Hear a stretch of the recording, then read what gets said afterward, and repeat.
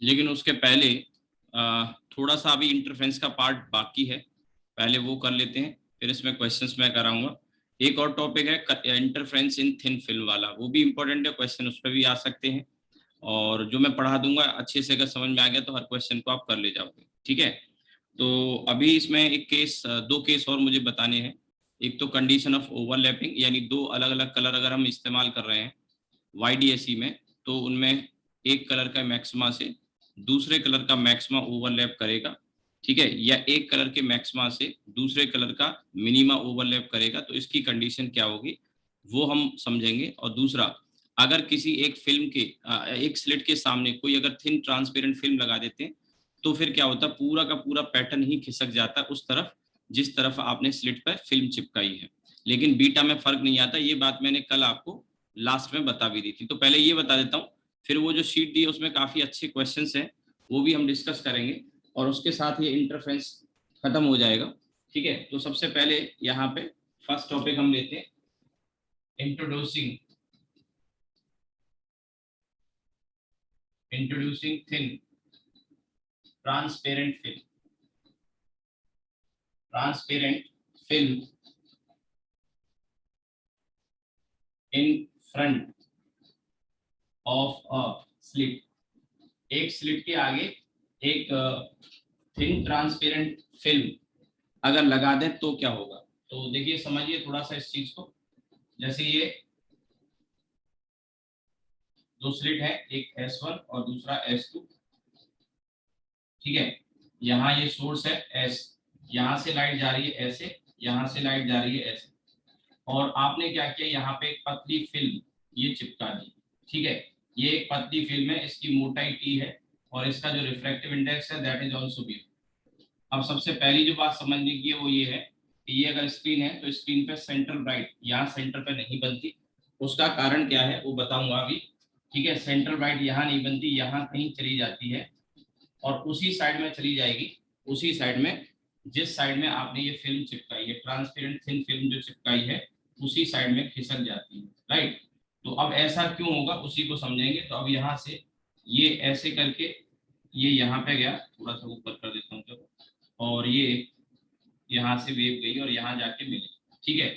तो सबसे पहले तो CB यहाँ चला गया, CB सेंट्रल राइट। और पहला सवाल यही है कि CB इधर क्यों गया, फिर अगर इधर गया तो क्या बीटा में चेंज हुआ, नहीं, ठीक है। तो x कितना हुआ, यानी CB कितना शिफ्ट हुआ, और इसके साथ ही सेंट्रल राइट के साथ ही यहाँ पे फर्स्ट ब्राइट पहुंचा होगा, और एक नीचे भी फर्स्ट ब्राइट होगा, ये दोनों साइड में, क्योंकि आप जानते हैं फर्स्ट ब्राइट होता है फर्स्ट डार्क होता है। एक्चुअली पूरा का पूरा पैटर्न उसी तरफ खिसक जाता है, पूरा का पूरा पैटर्न, बीटा में चेंज नहीं आता। तो पहले इन बातों को लिख लेते हैं, फिर इसकी वजह समझेंगे क्या है। और इसमें ये जो डिस्टेंस है ये आप जानते हैं, ये वाला जो डिस्टेंस है ये डिस्टेंस D है, ये वाला जो डिस्टेंस है ये स्मॉल d है। तो इसमें सबसे पहली बात, बीटा रिमेन अनचेंज, यानी फ्रिंज विड्थ नहीं बदलती, सबसे पहली बात।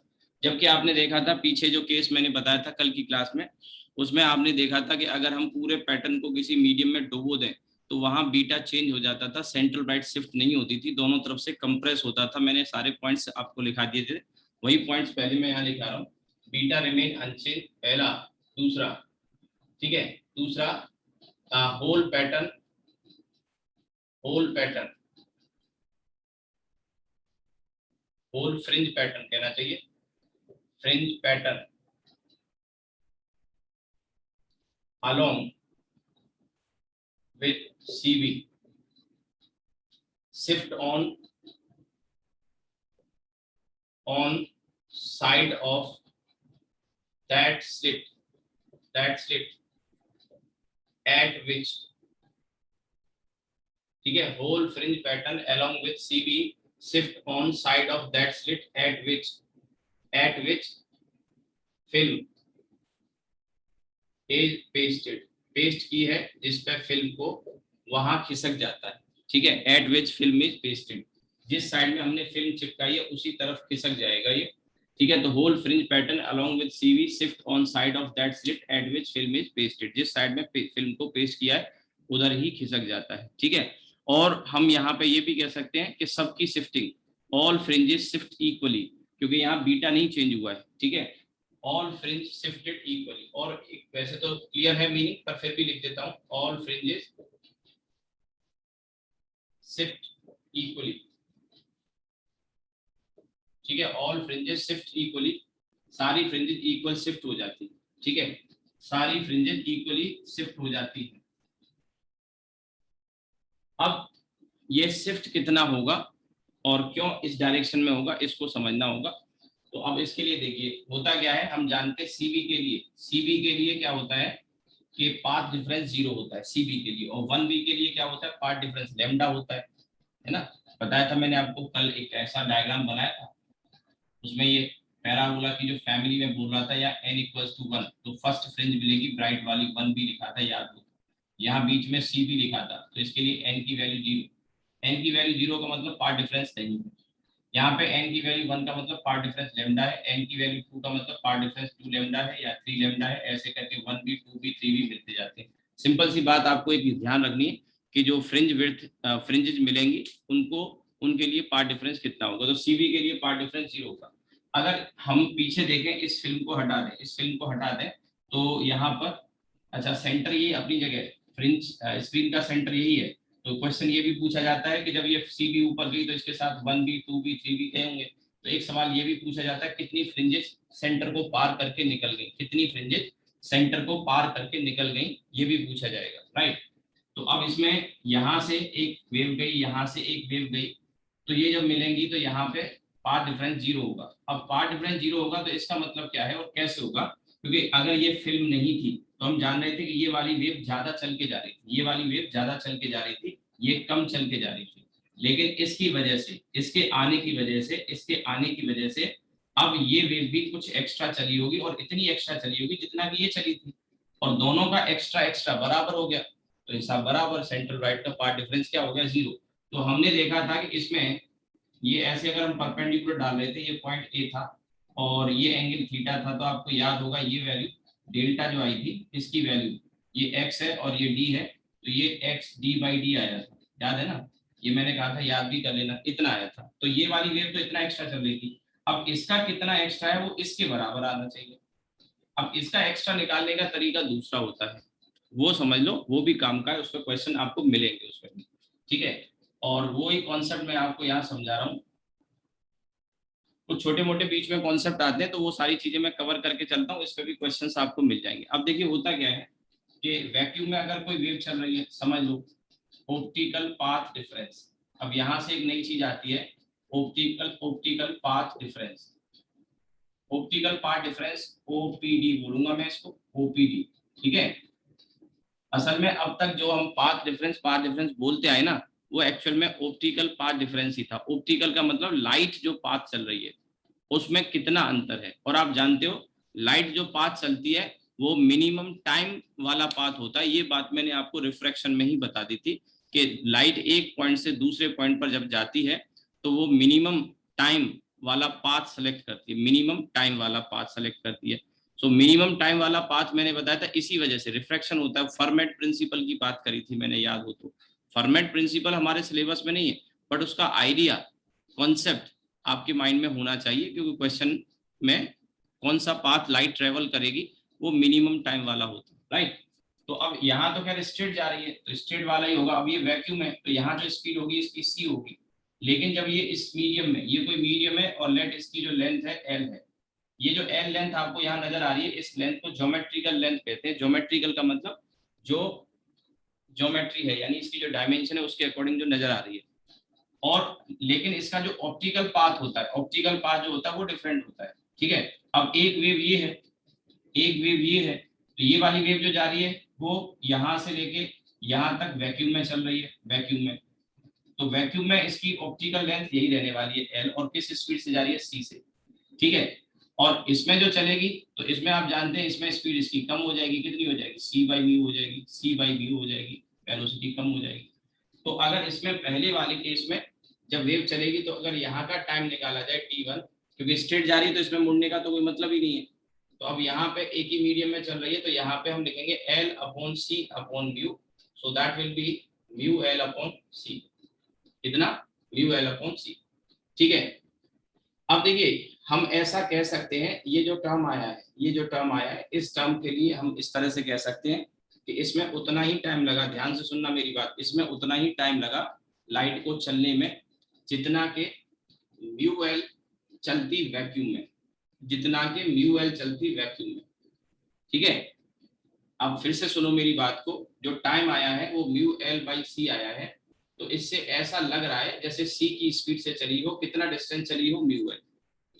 तो हम ये भी कह सकते हैं कि यार इसमें स्पीड स्लो हो गई, इससे अच्छा अगर वैक्यूम में चला होता तो इतने ही टाइम में कुछ ज्यादा ही डिस्टेंस ट्रेवल कर लेते। फालतू में जैसे कहते हैं ना, कई बार ट्रैफिक में आप, you are caught up in somewhere in traffic, तो कहते हैं यार बड़ा टाइम खराब हो गया इस ट्रैफिक में, इतनी देर में तो हम 50 किलोमीटर चले गए होते, 1 घंटा पूरा खराब कर दिया। 50 किलोमीटर चले गए होते, चले कितने थे, 5 किलोमीटर, क्योंकि जाम में फंसे हुए थे। तो ऐसे ही ये 5 किलोमीटर का डिस्टेंस है, स्पीड स्लो होने की वजह से आप ज्यादा नहीं जा पाए, टाइम लग गया ज्यादा। तो टाइम ये जो ज्यादा लगा, तो हम ऐसे कहते हैं कि अगर यार जाम नहीं होता, जाम अगर नहीं लगा होता, तो हम म्यू एल डिस्टेंस चले गए होते, 50 किलोमीटर चले गए। It's like that. So optical path, actually ये जो एल है ये ज्योमेट्रिकल पाथ है, but optical path mu L कहा जाता है। ठीक है, इसको कुछ आप इस तरह से देख सकते हैं। अब ये पहली वाली देखे, ये मैंने निकाला T1, तो आप इसको mu l equals to c T1 लिख सकते हैं। So this distance is called optical path, optical path, right. This distance is called optical path. तो अभी यहाँ आते आते आप क्या समझे, ये समझे कि ऑप्टिकल पाथ जो होता है, ऑप्टिकल पाथ डिफरेंस नहीं, पाथ बता रहा हूँ, ये म्यू टाइम्स ज्योमेट्रिकल पाथ। और ये बात हमेशा के लिए ध्यान रखना, ठीक है, ज्योमेट्रिकल पाथ, ज्योमेट्रिकल जगह नहीं है यहाँ पे, तो ये आ गया, तो ऑप्टिकल पाथ आ गया म्यू टाइम्स ज्योमेट्रिकल पाथ। कभी भी निकाल लो, डिफरेंस नहीं, अभी पहले ये समझो। So optical path is mu times geometrical path. तो नेक्स्ट टाइम कभी भी अगर किसी मीडियम में लाइट स्ट्रेट अगर चल रही है, तो आपको ऑप्टिकल पाथ अगर चाहिए तो म्यू टाइम्स ज्योमेट्रिकल पाथ कर देंगे। सिंपल है, बहुत सिंपल है। नाउ अगर मान के चलो ये 1 और 2 वेव में सुपरपोजिशन आगे हम करा दें, तो ये वाली तो एल ही चल के गई, वास्तव में वैक्यूम में चल रही तो एल चल के गई। लेकिन इफेक्टिवली ये एक तरह से इफेक्टिव पाथ भी कह सकते हो, ऑप्टिकल पाथ को आप इफेक्टिव पाथ भी कह सकते हो, है ना। तो इफेक्टिवली ये वाली वेव लेकिन म्यू एल चल के गई, ये वाली वेव म्यू एल चल के गई, जबकि ये कितना चल के गई, एल। तो इनमें फिर डिफरेंस आ जाएगा, आगे जब मिलेंगी तो आप समझ रहे हो कि इनमें डिफरेंस जीरो तो नहीं होगा, तो आगे कंस्ट्रक्टिव इंटरफ्रेंस होगी कि नहीं होगी, या सी बी टाइप का मिलेगा कि नहीं मिलेगा, वो कह नहीं सकते, क्योंकि इसका पाथ ज्यादा चला, ये कम चला, तो सी बी मिलने के चांसेस तो नहीं है, क्योंकि इसका डिफरेंस ज्यादा ही होगा।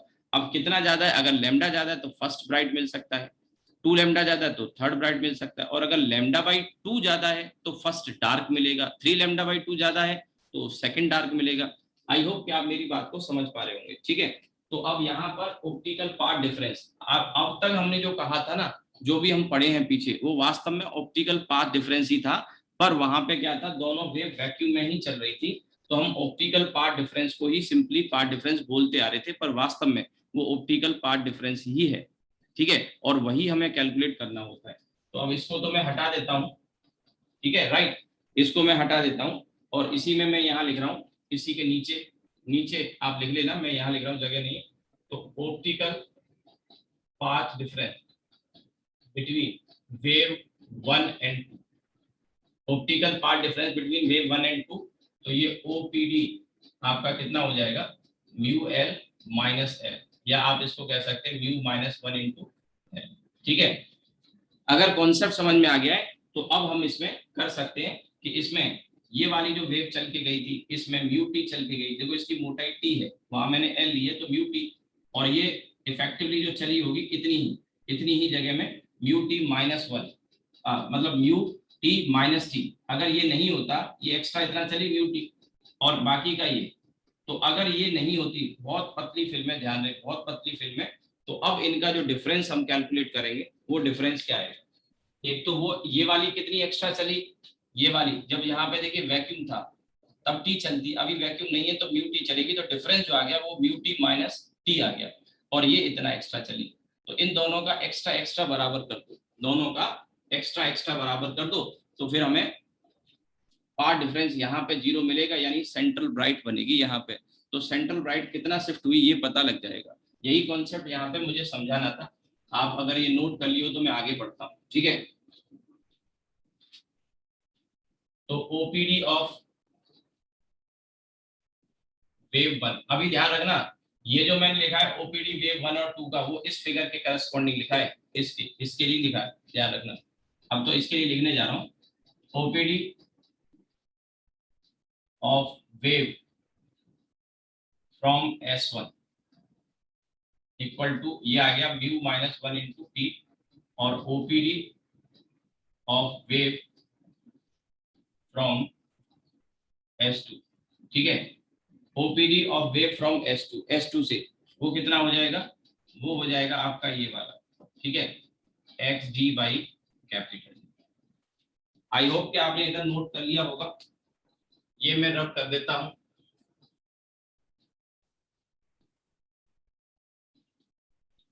तो नेट ओपीडी, लेट इसको मैं डेल्टा 1 कह रहा हूं और इसको मैं डेल्टा 2 कह रहा हूं, ये 2, ठीक है। तो नेट ओपीडी डेल्टा आ जाएगा डेल्टा 1 माइनस डेल्टा 2, ठीक। फॉर सीबी सेंट्रल ब्राइट के लिए क्या होना चाहिए, 0 होना चाहिए। तो ये 0 तब होगा जब ये दोनों बराबर हो, ठीक है। पूरा प्रोसेस करने की जरूरत नहीं है। तो अब यहाँ ये आ गया आपका कितना, म्यू माइनस 1 इंटू टी, और ये आ गया एक्स डी बाई टी। तो यहाँ से x आ गया, ये d mu minus 1 into T upon 2। ये जो x आया है ये सेंट्रल राइट के लिए है, तो मैं यहाँ पे इसको cb लिख रहा हूँ। cb का मतलब शिफ्ट ऑफ सेंट्रल राइट। अभी सेंट्रल राइट का निकल आया ना, तो सबका निकाल सकते हो आप। तो this is what shift of cb, this is what shift of cb, ठीक है। ये आपका शिफ्ट ऑफ सेंट्रल राइट, ठीक है, शिफ्ट ऑफ सेंट्रल राइट आ गया, ये आप लिख लो।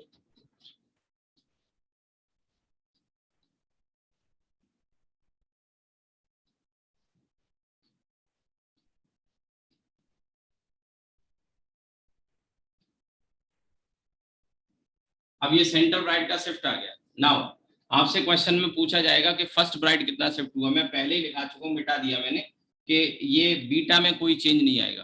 तो आप सिंपल सा एक चीज देखो कि इसका सीबी के शिफ्ट के साथ जो 1b होगा वो बीटा ऊपर होगा और बीटा नीचे भी होगा। तो 1b का शिफ्ट जब पूछा जाएगा तो शिफ्ट ऑफ 1b बहुत सिंपल है। शिफ्ट ऑफ 1b में क्या करोगे, X C B plus minus beta कर दोगे। प्लस माइनस बीटा क्यों, क्योंकि ये डिस्टेंस अगर देखोगे तो x प्लस बीटा आएगा, और ये वाला देखोगे तो x माइनस बीटा आएगा। तो जो cb का निकला है ना, तो फिर उसी में प्लस माइनस बीटा कर लोगे। इसी तरह से शिफ्ट ऑफ 2b अगर पूछा जाता, शिफ्ट ऑफ 2b, तो आप समझ सकते हो कि एक्स सी बी जितना है उसमें प्लस माइनस 2 बीटा कर लेंगे, क्योंकि इसके ऊपर यहाँ 2 बीटा आएगा, तो वो डिस्टेंस 2b और ऐड हो जाएगा, और इसके नीचे आएगा तो x माइनस 2b आएगा। अब आपके मन में एक सवाल चल रहा होगा कि ये सेंटर के नीचे रह गया तो क्या दिक्कत है, वो जो x माइनस 2b करोगे नेगेटिव आ जाएगा। अगर पॉजिटिव आ रहा है तो मतलब ऊपर ही है, और नेगेटिव आ रहा है तो मतलब नीचे है। You do not have to bother about that. इसके अलावा आपको ये भी पूछा जाएगा कि cb तो शिफ्ट हो गया, cb के साथ कितनी फ्रिंजेस शिफ्ट हुई। तो वो कितनी फ्रिंजेस का मतलब है कि x डिस्टेंस में कितनी फ्रिंजेस बन रही हैं, ये निकाल लिया जाए। आप मेरी बात को समझे हो कि ये जो x डिस्टेंस आया है इसमें कितनी फ्रिंजेस यहाँ बन रही है। हो सकता है पूरी ना बने, पार्शियल बनेगी तो पार्शियल आ जाएगा। तो इस डिस्टेंस x को हम बीटा से सिंपली डिवाइड कर देंगे, तो फ्रिंजेज आ गई। सपोज 3 आ गई, 3 आ गई, इसका मतलब 3 फ्रिंजेज बन रही है यहाँ पे। यहाँ पे थर्ड ब्राइट बन रहा होगा, सेकेंड ब्राइट, फर्स्ट ब्राइट और cb 3 बीटा अगर आ गया तो यहाँ थर्ड ब्राइट बन रहा होगा। फिर अगर 3 आ गया, सपोज करो ये 2.5 आया, तो 2.5 का मतलब समझ गए होंगे यहाँ पे थर्ड डार्क बन रहा होगा। फिर थर्ड डार्क 2.5 का मतलब थर्ड डार्क बन रहा होगा, है ना। और अगर फ्रैक्शन में आता है, सपोज करो आपने कहा सर 1.8 आया, तो ना तो ब्राइट बनेगा ना डार्क बनेगा, क्योंकि 1.81 का मतलब तो फर्स्ट ब्राइट बन रहा है, और 2 आता तो सेकंड ब्राइट यहाँ बनेगा। तो सेकंड ब्राइट यहाँ है, फर्स्ट ब्राइट यहाँ है, ऐसा होगा। और बीच में और डार्क भी नहीं मिला होगा, डार्क भी कहीं ऊपर ही होगा इसमें, ठीक है। तो उसके अकॉर्डिंग आपसे ये पूछा जाएगा, और इस तरह से आप इसको कैलकुलेट कर पाओगे। तो शिफ्ट ऑफ 1b 2b आपको समझ में आएगा, वेरी सिंपल। ये मेन है, इसको अगर आप ध्यान रख सकते हैं तो आगे की चीजें आसान हो जाएंगी। और देखो इसी में, और इसमें ये है कि अगर यहाँ पे ये शिफ्ट ऑफ 1 भी हो गया, ये 2 भी हो गया, x प्लस माइनस 2 भी हो गया, number of fringes, number of fringes shifted, number of fringes shifted, कितनी फ्रिंज शिफ्ट हुई। तो मैंने अभी क्या बताया, n इक्वल्स टू आप XCB करोगे डिवाइडेड बाई बीटा कर दो, ठीक है। बीटा वही होता है डी लैम्डा बाई डी, तो वैसे तो ये रहा, तो आप इसको ऐसे लिखो, या फिर आप देखो इसी में जरा यहाँ पे रख के देखो, D lambda by D beta की वैल्यू करोगे ना, तो ये डी लैम्डा बाई डी और डी लैम्डा बाई डी ये कट जाएगा। तो एक या तो ऐसे लिखो, या फिर एक और फॉर्मूला आ गया, mu minus 1 T upon lambda, ये फॉर्मूला आ गया, mu minus 1 T upon lambda, ये फॉर्मूला आ जाएगा, right, mu minus 1 T upon lambda. अब यहाँ पे देखिए फॉर एग्जांपल ये जो ओपीडी आया था फर्स्ट वाले का, इसका अगर ये ओपीडी की वैल्यू लेमडा के बराबर आती है, अगर ओपीडी की वैल्यू लेमडा के बराबर आती है तो लेमडा अपॉन लेमडा 1 आ जाएगा, यानी एक ही फ्रिंज शिफ्ट करेगी, एक फ्रिंज का मतलब सीबी तो यहाँ होगा और फर्स्ट ब्राइट यहाँ बन रहा होगा, ठीक है। अगर ये मान लीजिए 2 लेमडा के बराबर आया तो ये कट जाएगा, 2 आ जाएगा, तो यहाँ पे सेकंड ब्राइट आएगा, फर्स्ट ब्राइट आएगा, सेंट्रल ब्राइट आ जाएगा, दो फ्रिंज शिफ्ट करेंगे। अगर ये 3 लेमडा के बराबर आ जाएगा, ठीक है, आप समझ ही गए होंगे, तो 3 फ्रिंजेस शिफ्ट करेंगे। तो इसके अकॉर्डिंग हम ये वैल्यू कैलकुलेट करते जाएंगे, यानी कि ये जो ओपीडी आया था mu minus 1 T, if it is equal to n lambda then n fringes will shift. ये तो तब हुआ जब फिल्म आपने लगा दी। इसी क्वेश्चन को कई बार उल्टा भी पूछ लेता। उल्टे का मतलब है कि यहाँ पे हमने स्लिप पे ये लगा रखा था ये वाला, और अब कहेगा कि इसको हटा लिया, अब क्योंकि ये लगाया था तब तो सीबी ऊपर चला गया होगा, तो जैसे ही इसको हटाएंगे तो पूछेगा कितनी फ्रिंजेस सेंट्रल ब्राइट को क्रॉस करेंगी। तो भैया जितनी पहले लगाने पे गई थी ऊपर वो सब वापस लौट आएंगी, सब कोई उसके लिए कोई दूसरा फॉर्मूला थोड़ी लगाना है, ये पहले से लगा हुआ था तो शिफ्ट कर गई थी, जैसे ही आप इसको हटा लोगे वापस लौट आएंगी। तो यही कैलकुलेशन तो करनी है, जितनी गई थी वो वापस लौट आएंगे, सीबी यहाँ सेंटर पे आ जाएगा। तो कोई नई कैलकुलेशन नहीं करनी, क्वेश्चन को उल्टा पूछ लेता बस। तो यही समझो कि जो पहले गई थी वो लौट आएंगी। इसी में फिर और क्या वेरिएशन हो सकते हैं, और वेरिएशन ये हो सकते हैं कि एक यहाँ पे लगा दिया और एक यहाँ पे लगा दिया, और इसका म्यू अलग है थिकनेस अलग है, इसका म्यू अलग है थिकनेस अलग है, तो फिर सीबी का शिफ्ट पूछ लेगा। तो ऐसी सिचुएशन में इस पे क्वेश्चन आपको अगर करने हो तो एचसी वर्मा की एक्सरसाइज में एक दो क्वेश्चन है इस तरह के, दोनों दोनों वाले इन स्लिट पे चिपका रखा है। तो पहले एक का समझ में आ गया ना, तो दो का कोई मुश्किल नहीं है। उसमें माइका और पॉलीस्टीरीन की स्ट्रिप चिपका रखी है एचसीवी के एक्सरसाइज में। शुरुआत में मेरे ख्याल से 20-22वां क्वेश्चन होगा शायद एक्सरसाइज में, 2022 के आसपास, वो आप देख लोगे मिल जाएगा। और मैं आपको आइडिया बता रहा हूँ क्या करना है। अब जैसे इस पे भी चिपका दिए, इस पे भी, दोनों के मटेरियल सेम तो है नहीं, थिकनेस सेम है नहीं, फिर फायदा क्या होगा। नहीं तो जब थिकनेस और टी सेम हो गया तो इसका पार्ट डिफरेंस इसका बराबर हो जाएगा, तो सेंटर पार्ट तो यही बनेगा। लेकिन क्वेश्चन आएगा कि यहाँ पे अलग मटेरियल का अलग थिकनेस का, यहाँ पे अलग मटेरियल अलग थिकनेस का चिपका दिया, तो क्या होगा। तो उसमें फिर पॉसिबिलिटी 3 आ सकती है, दोनों बराबर हो सकते हैं तो सेंट्रल राइट वही रहेगा। अगर मान लीजिए इसका ओपीडी ऐसा वाला ये ज्यादा अगर आता है, अगर ज्यादा आता है तो फिर सीबी ऊपर खिसक जाएगा कंपनसेट करने के लिए, और अगर नीचे वाले का ज्यादा आता है तो सीबी उतना ही नीचे खिसक जाएगा। और वो एक्स को आप इसी फॉर्मूले से डिफरेंस निकाल सकते हैं, क्योंकि नेट निकालेंगे ये this minus this equals to net OPD equals to X D by T, तो कौन कितना खिसकेगा ये आप निकाल सकते हैं, ठीक है। आई होप कि आपने ये नोट कर लिया होगा। तो अब मैं इसमें यहाँ किसी चीज को थोड़ा सा फटाफट से लिखा देता हूँ, इसमें क्वेश्चन आपको वो आसान लगेगा अगर आपने आइडिया समझ लिया है। मेडिकल के बच्चे भी ये क्वेश्चन ट्राई कर सकते हैं, काफी सारे बच्चे एससी वर्मा तो लगाते हैं मेडिकल में भी। तो ये तो मैं हटा देता हूँ, ठीक है। अब देखिए अगर ये सिचुएशन है, मैं फिगर बना के ही बता रहा हूँ, एक यहाँ चिपका दिया एक यहाँ चिपका दिया, ये आपका T1 है और ये T2, T1 ये ले लेते हैं। मुझे कोई जल्दी नहीं है, सिलेबस 1-2 दिन और एक्स्ट्रा भी जाएगा, कोई दिक्कत नहीं। मैं जो भी चीजें कवर कर रहा हूँ वो सब आपके काम आने वाली है। अगर आप थोरोली अच्छे से कॉन्फिडेंस चाहते हैं इस टॉपिक में, तो अब इन चीजों को छोड़ने का कोई मतलब नहीं बनता। मैं तो राइट फ्रॉम द डे 1 का है कि पूरी साल मैंने सिलेबस आपका बहुत थोरोली कवर किया है, आगे भी करेंगे, एक आध क्लास एक्स्ट्रा भी जाती है, कोई दिक्कत, ठीक है। ये डिस्टेंस आपका डी और ये इसका सेंटर है। तो अब इसके लिए और इसके लिए जो पार्ट डिफरेंस आएगा तो मैं शॉर्ट में लिख देता हूँ, आप समझ ही जाओगे। तो यहाँ पे डेल्टा 1 अगर मैं लिखूंगा इसके लिए तो ये आ जाएगा μ1 माइनस 1 T1। इसी तरह से डेल्टा 2 μ2 माइनस 1 और T2, राइट। तो if delta case first if delta 1 equals to delta 2 then no shift, no shift, CB forms at C। ठीक है, CB कहाँ बनेगा, नो शिफ्ट C पर ही बनेगा जब दोनों का OPD बराबर हो गया। ठीक है, अब इसमें और क्या पॉसिबिलिटी है, और पॉसिबिलिटी ये है कि अगर कोई एक बड़ा होगा तो जो भी बड़ा होगा उस तरफ खिसक जाएगा।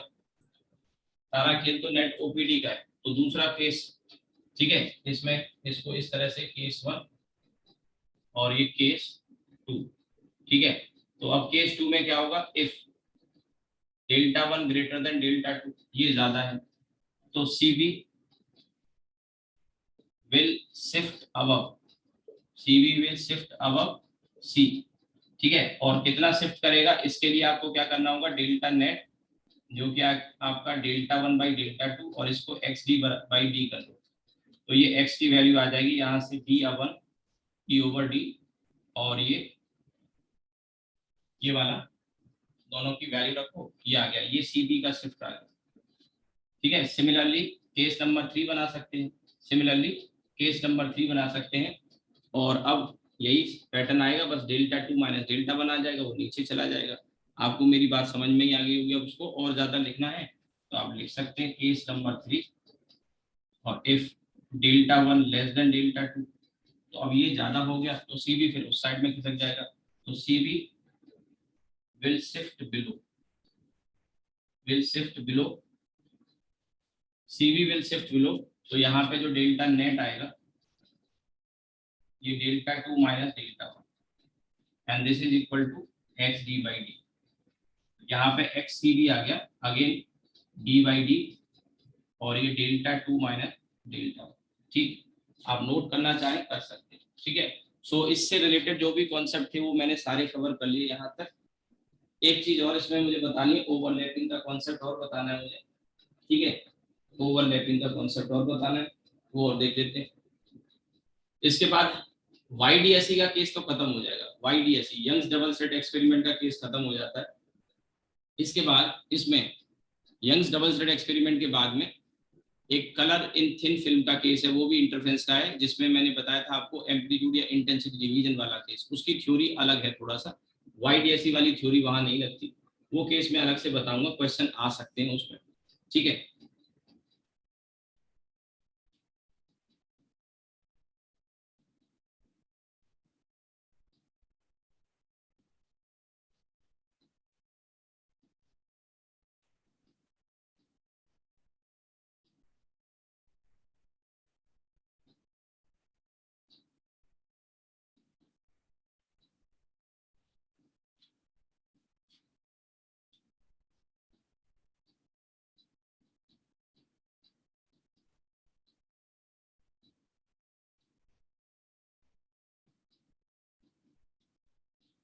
ठीक, आपने नोट कर लिया होगा, मैं इसको रब कर रहा हूँ।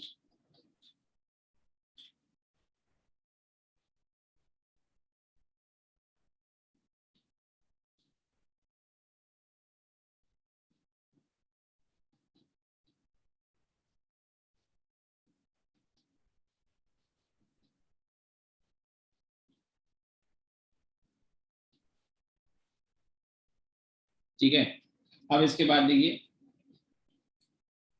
Interference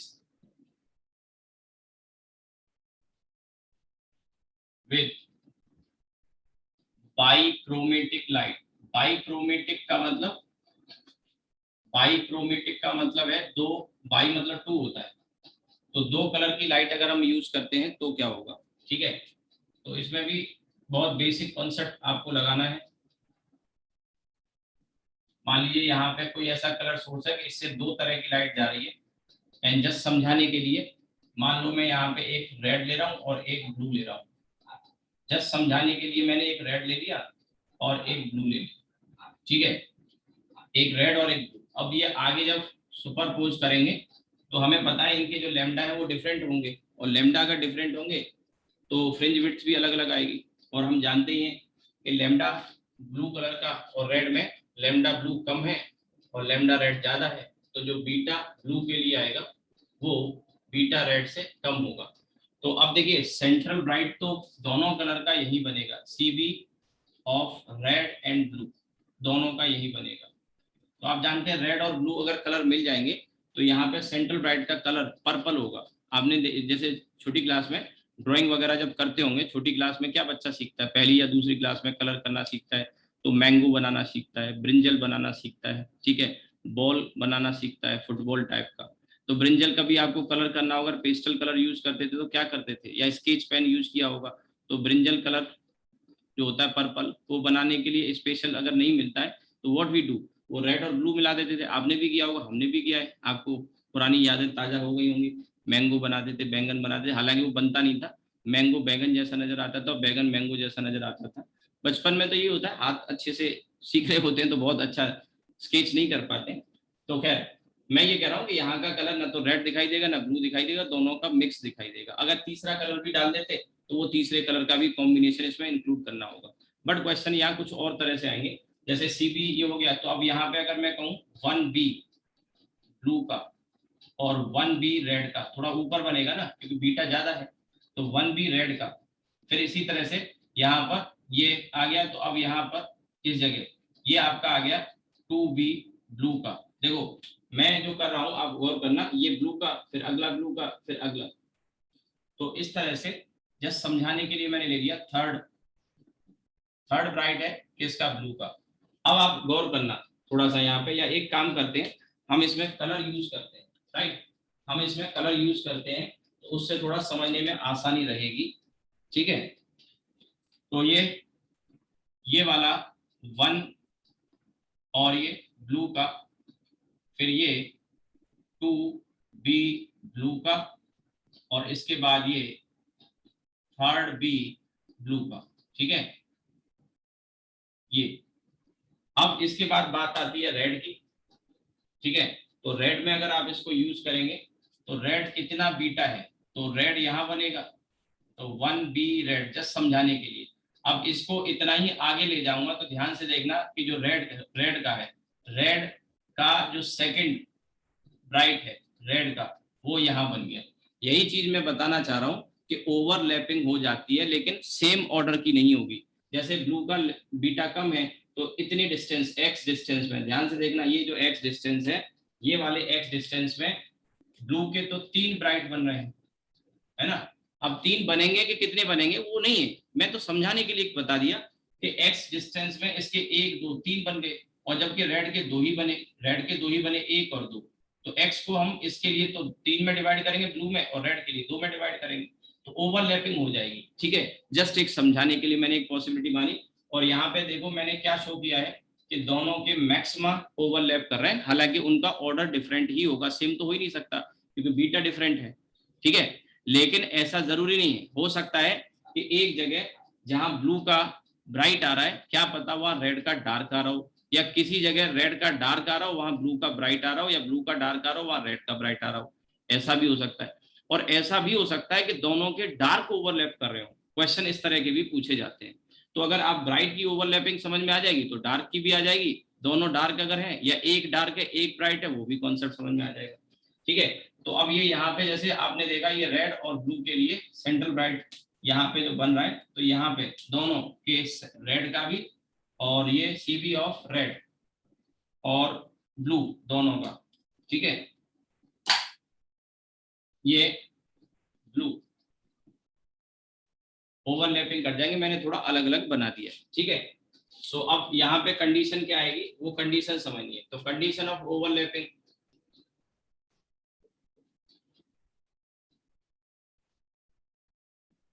overlapping of n1th maxima of one color and n2th। अब यहाँ पे फिलहाल तो समझाने के लिए मैंने थर्ड और सेकंड कह के बता दिया है, बट जनरल लेके चल रहा है। Condition of overlapping of n2th maxima of one color and n2th maxima of another color, ठीक है, ऑफ एनदर कलर। तो अब यहाँ पे मैं लिखूंगा x, ये जो डिस्टेंस है वो n1 बीटा 1 एक का और n2 बीटा 2 दूसरे का। अब रेड ब्लू छोड़ो, कोई भी कलर है, तो अब यहाँ n1 मैक्सिमा की कंडीशन है, तो बीटा वन के लिए आप जानते हैं डी लैम्डा 1/d, और इसका लिए n2 डी लैम्डा 2/d। ये तो दोनों के लिए सेम है, d में थोड़ी कोई चेंज आ जाएगा। ये जो डिस्टेंस है, ये जो डिस्टेंस है d, और ये जो डिस्टेंस है d, इसमें थोड़ी चेंज आ जाएगा दोनों कलर के लिए। तो बहुत सिंपल सी कंडीशन आ गई, n1 लैम्डा 1 n2 लैम्डा 2, ये कंडीशन आ गई। ये ओवरलैपिंग है लेकिन मैक्सिमा की है, ध्यान रहे मैक्सिमा की। इसी तरह से मिनिमा की भी बनाई जा सकती है, मिनिमा की बनाई जा सकती है। अब इसमें जैसे फॉर एग्जांपल समझने के लिए किस कलर का कौन से ऑर्डर का आएगा, तो यहाँ से n1/n2 अगर मैं लिखता हूँ, ध्यान से देखिएगा, तो ये लैम्डा 2/λ1 इनवर्स में आ रहा है, इनवर्स में आ रहा है, और इसका मतलब है n inversely proportional to lambda, यानी जिस कलर की लैम्डा ज्यादा होगी, जिस कलर की लैम्डा ज्यादा होगी, रेड की ज्यादा थी, तो उसका ऑर्डर कम होगा। तो आप देख रहे हैं रेड का सेकंड ही आया, जबकि यहाँ ब्लू का थर्ड आया। जस्ट समझाने के लिए, कुछ डिफरेंट भी आ सकता था। तो n1 n2 इज लैम्डा 2/λ1, एक बात तो ये। और इसके बाद अगर मान लो रेड और ब्लू कलर, रेड और ब्लू कलर के लिए कुछ मान लीजिए लैम्डा दे रखा है, ठीक है, राइट, तो वो सपोज एक पॉसिबिलिटी बता रहा हूँ, सपोज लैम्डा 1 मान लेते हैं समझाने के लिए, लैम्डा 1 400 है नैनोमीटर, और लैम्डा 2 600 नैनोमीटर, ठीक है। तो अब इनके ऑर्डर जब लिखेंगे, तो यहाँ से देखो n1/n2 जब मैं करूंगा, तो यहाँ पे क्या आ जाएगा, लैम्डा 2 अपॉन दिस, तो ये 6/4, 6/4, ठीक है भैया, ये 600 डिवाइडेड बाई 400, तो अब ये आ जाएगा आपका 3/2, 3/2 ये रेशियो आया। अब ये जो 3/2 रेशियो है, इसके मतलब पता है क्या है, इसके मतलब है 6/4 भी है, इसका मतलब है 9/6, इसका मतलब है 12/8, and so on, and so on का मतलब मैं बता रहा हूँ।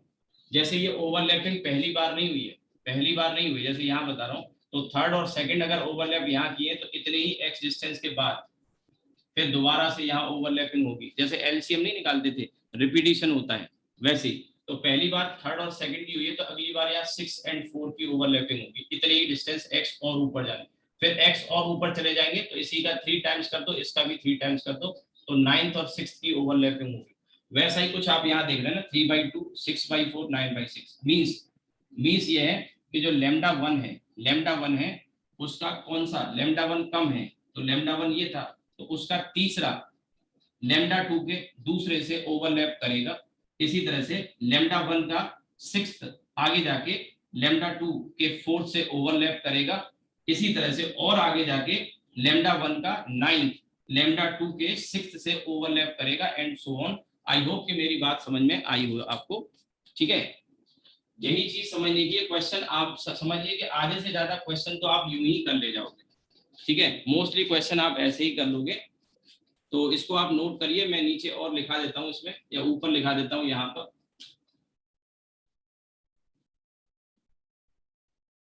ठीक है। तो अब इसमें 10,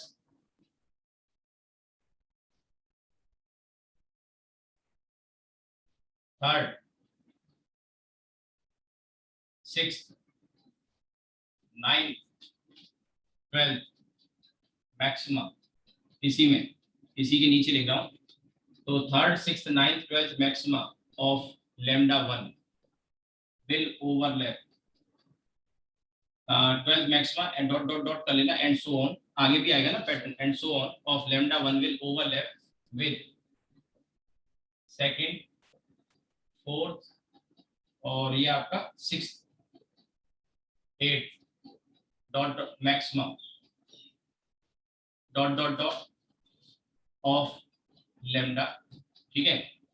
10 third, sixth, 9th, 12th maxima of lambda 1 will overlap with second, fourth, 6th, 8th maxima of lambda 2 respectively. I think आपको कॉन्सेप्ट क्लियर हो गया होगा, यहाँ पे क्लैरिटी आ गई होगी।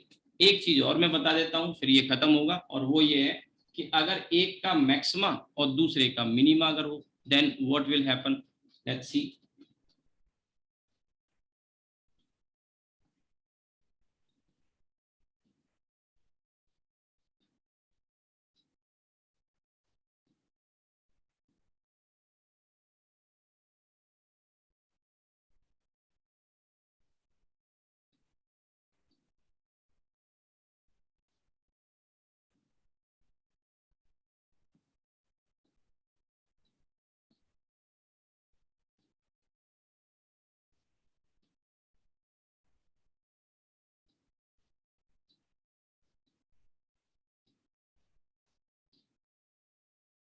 ठीक है, चलिए आगे बढ़ते हैं।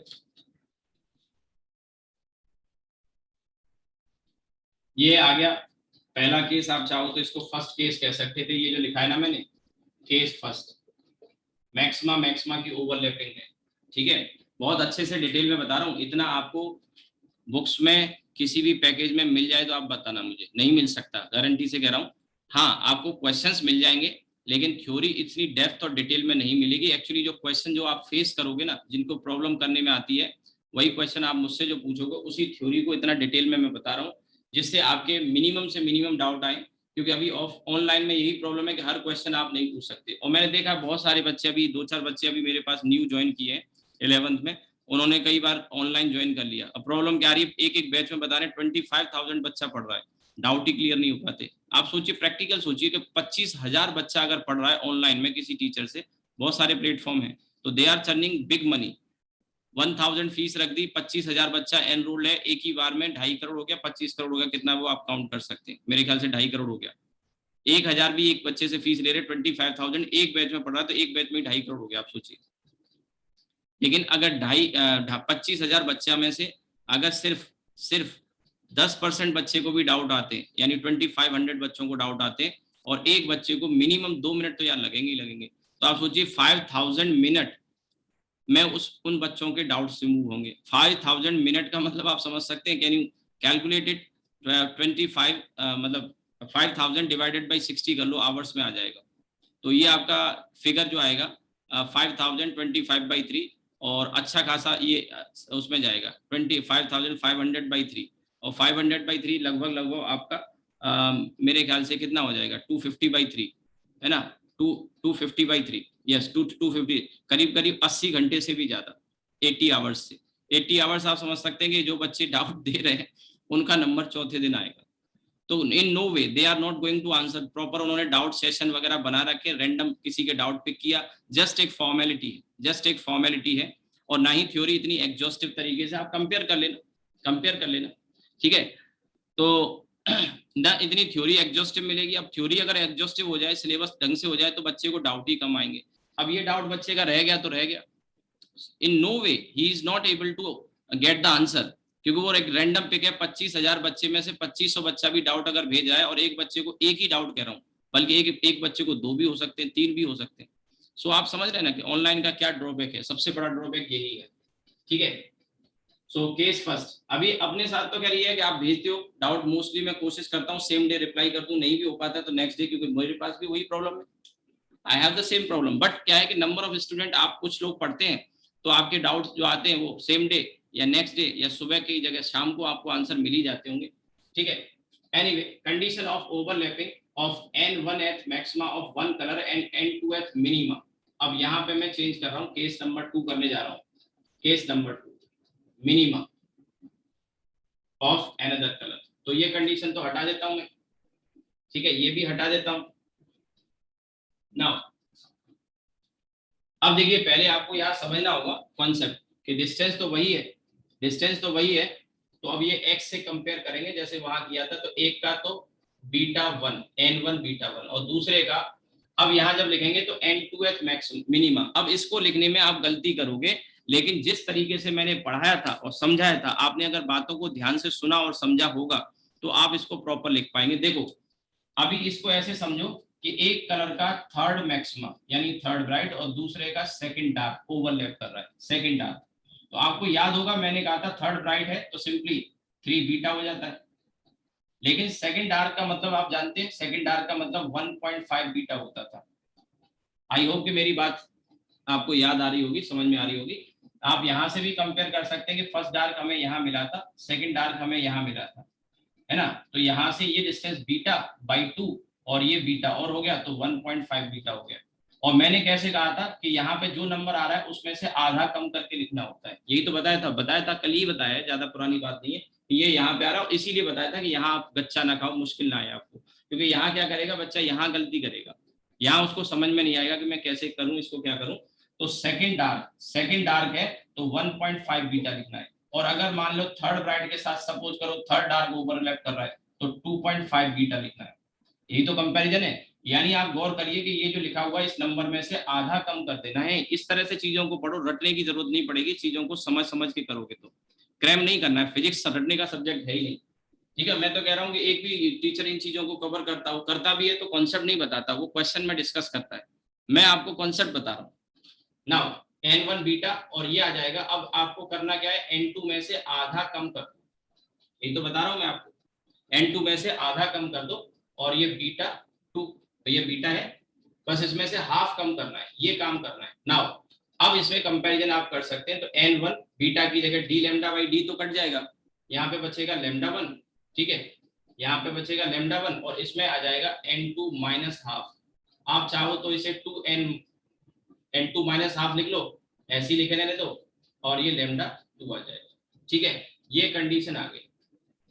अब इस कंडीशन के बेसिस पे फिर फर्दर आप इसको और इसके कौन सा मैक्सिमा कौन से डार्क के साथ ओवरलैप करने जा रहा है वो आप निकाल पाओगे। ठीक है, यहाँ पे फिर पहले आपको इसका उल्टा सॉल्व करना पड़ेगा, क्योंकि यहाँ पर आप देखेंगे ये n1 upon n2 minus half और ये लैम्डा 2 अपॉन लैम्डा 1, ये कंडीशन आ गई ये वाली।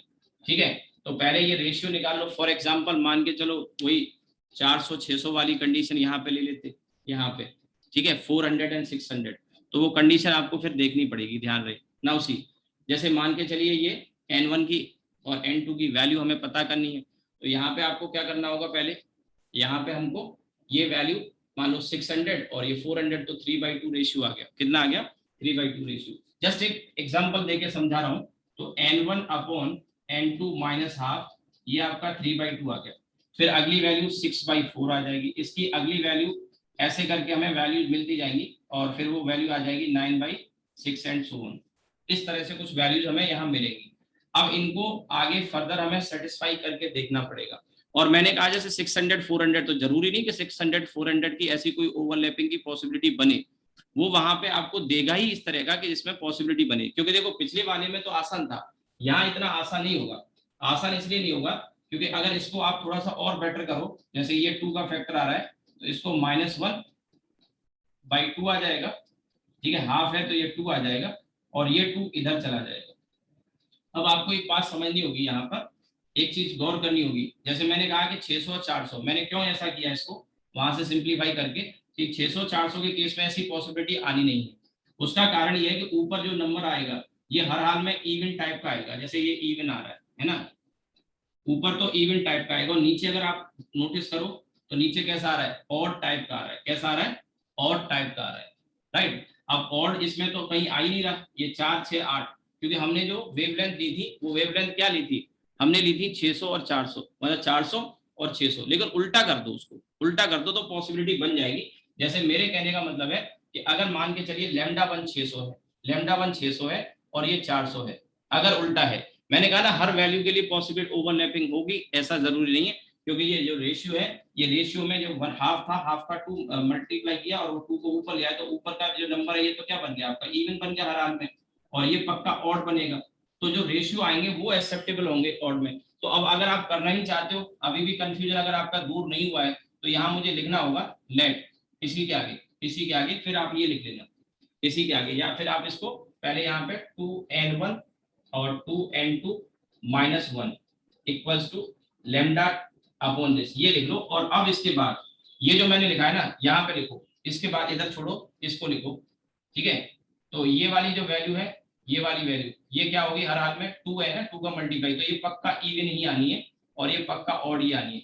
यानी कि इसका जो रेशियो है उस रेशियो में वो वैल्यू एक्सेप्टेबल होंगी जो और इवन ऑड के रेशियो में होंगी। तो मैं यहाँ पे एक पॉसिबिलिटी लेके चलता हूँ और बेहतर समझाने के लिए, क्योंकि मुझे ऊपर इवन चाहिए, तो इवन में λ1 और ये λ2, तो इसमें पॉसिबिलिटी ये बन सकती है कि ये ऑड चाहिए और ये इवन चाहिए, ऊपर का इवन ही आएगा। तो इसके ऑर्डर उसके अकॉर्डिंग हम यहाँ पे लेके चलेंगे। जैसे ये आया है, ये रेशियो आ रहा है ना, तो ये इवन आएगा, हर हाल में इवन आएगा, हर हाल में इवन आएगा। तो अब इसमें इवन मिल तो रहा है, लेकिन ऑल द टाइम इवन मिले तो वो मिल सकता है 2 4 6 8, ये जो आप देख रहे हैं। तो अब इसमें ये मान लो कि λ1 है 600 नैनोमीटर, उल्टा कर दिया, और ये 400 नैनोमीटर। ठीक है, तो अब इसका जब हम रेशियो कैलकुलेट करेंगे यहाँ से, राइट, तो ये बदल जाएगा, ये हो गया आपका 2/3। फिर अगला हो जाएगा आपका 4/6। गौर करना मैं क्या कह रहा हूँ, ठीक है। इसका नेक्स्ट हो जाएगा, क्योंकि इसका रेशियो जब निकालेंगे आप यहाँ से, तो ये 600 बाई 400/600 2/3, तो 2/3 आ गया, 4/6 आ गया, नेक्स्ट वैल्यू 6/9 आ गई, उसके नेक्स्ट वैल्यू कौन सी आ जाएगी, 2 4 6 8 और ये 3 से ये 12। अब देखिए इसमें कुछ वैल्यू एक्सेप्ट नहीं करी जा सकती, सारी नहीं मिलेगी, पिछले वाले में था सारी में, क्यों, क्योंकि देखो ये बीच में जो रेशियो आ रहा है ये इवन इवन का है, ये नहीं ले सकते, ये नहीं ले सकते, जो एक्सेप्टेबल होगा वो ये वाला और ये वाला, क्यों, क्योंकि ऊपर क्या आ रहा है इवन 2 और 6, नीचे क्या आएगा ऑड आएगा, तो 3 और 9। तो अब यहाँ से आप ओवरलैपिंग बता सकते हैं कि इसमें 2 और 3, तो यहाँ ध्यान रखना, यहाँ पे 2 जब आएगा तो इसका मतलब n1 की वैल्यू 1 आएगी, n1 की वैल्यू 1 आएगी, और यहाँ ये 3 आ रहा है तो n2 की वैल्यू भी 1 आएगी, नहीं सॉरी 2 आएगी, 2, क्योंकि 2 × 2 - 1 ये थोड़ा ट्रिकी हो जाएगा क्वेश्चन, 2 × 2 - 1 3 आएगा, और यहाँ 1 × 2 2 आएगा, यानी आप कह सकते हैं कि इसमें जो लैम्डा 1 है 600 नैनोमीटर, 600 नैनोमीटर का पहला, 600 नैनोमीटर का पहला, और ध्यान रहे हमने पहला जो माना था उसका ब्राइट कहा था, मैक्सिमा लिखा है ना, यानी कि 600 नैनोमीटर का पहला ब्राइट, और इसमें ऑड n2 की वैल्यू 2 रखूंगा तब 3 मिलेगा, यही चीज समझनी है, यही चीज समझनी है, कैलकुलेशन कर करके ये चीजें आएंगी। तो अब मैं यहाँ ऊपर लिखने जा रहा हूँ, आपको अगर मेरी बात समझ में आई हो, नहीं तो फिर वीडियो को एक बार देख लेना, यही चीजें फिर समझ लेना, और कोई डाउट हो तो पूछ लेना। देखो इसके लिए थोड़ा सा गौर करने की जरूरत है, अभी यहाँ समझने पे ध्यान दो, बाकी नोट तो कर ही लेना। ये मैंने क्यों छोड़ दी, दोनों वैल्यू समझ में आ गया होगा उसको प्रॉपर, ये ट्रिकी पार्ट हो गया। अच्छा मेडिकल के लेवल का नहीं है, आईआईटी के लेवल का है, आईआईटी वाले बच्चे इस पे गौर कर सकते हैं। नाउ यहाँ से मैं ये कह सकता हूँ ये 2/3 है, तो कुछ बच्चे तो सोचेंगे n1 की वैल्यू 2 हो गई, गलत, n1 की वैल्यू 2 नहीं हो गई, n1 की वैल्यू 1 हो गई, यहाँ पे n2 की वैल्यू 3 हो गई, गलत, n2 की वैल्यू 2 रखोगे तब 3 आएगा।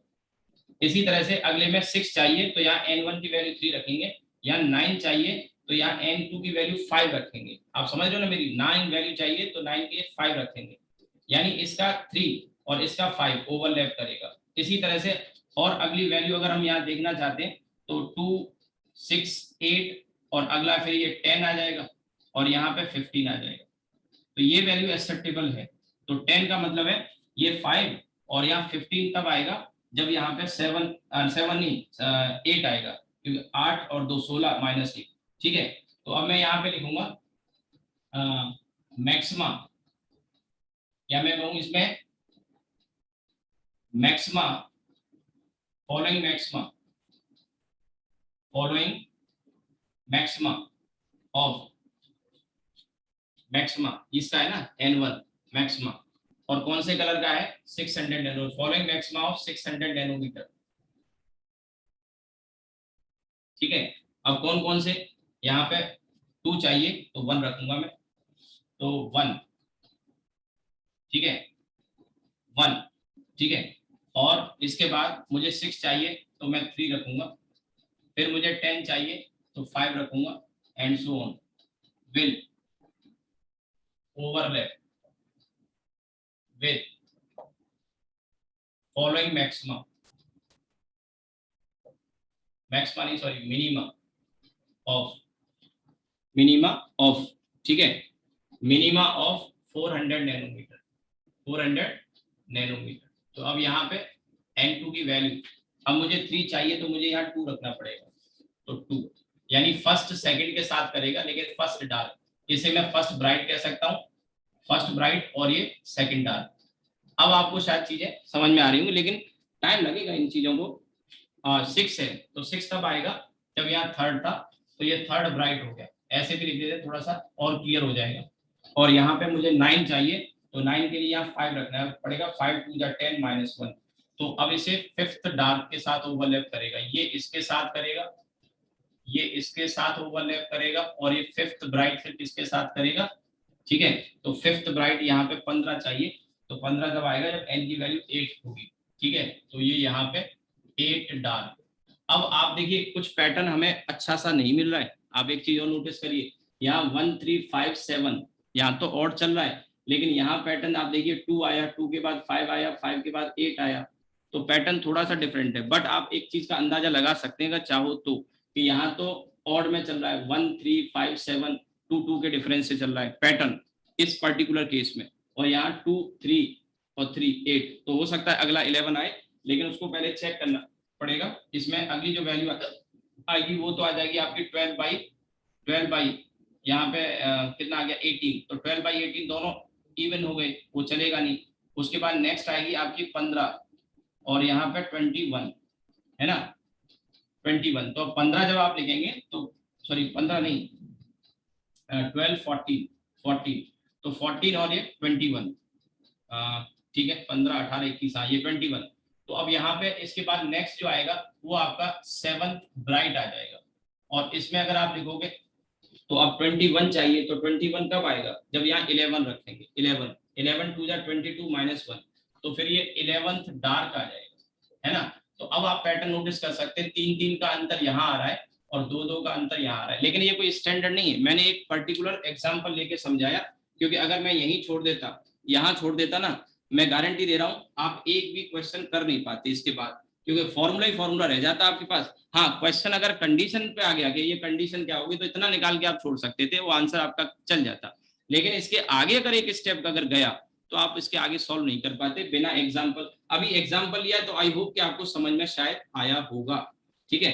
तो ये इस तरह से, और यही मैंने कहा following maxima of 600 nanometre this will overlap with following minima of this and two, ये रेस्पेक्टिवली।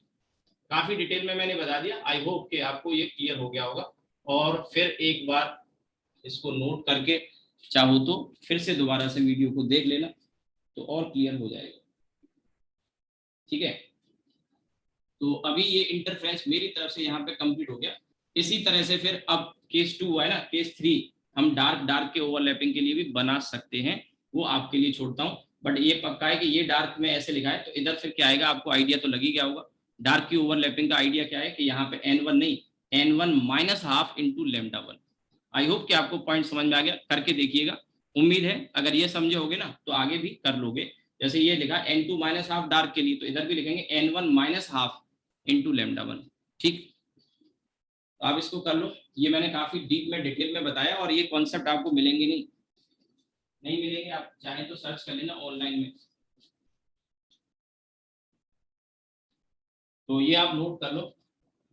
अब मैं आपको इसमें शीट में कुछ क्वेश्चंस कराता हूं, जो मैंने डीपीपी दिए उसके कुछ क्वेश्चंस मैं आपको करा देता हूं, और कल इसमें क्लास का टाइम तो यही रहेगा।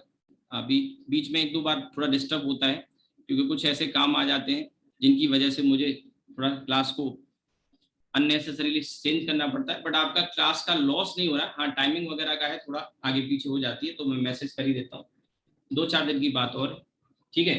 तो आपने नोट कर लिया होगा इसको। अब इसमें पहले मैं क्वेश्चंस कराता हूँ।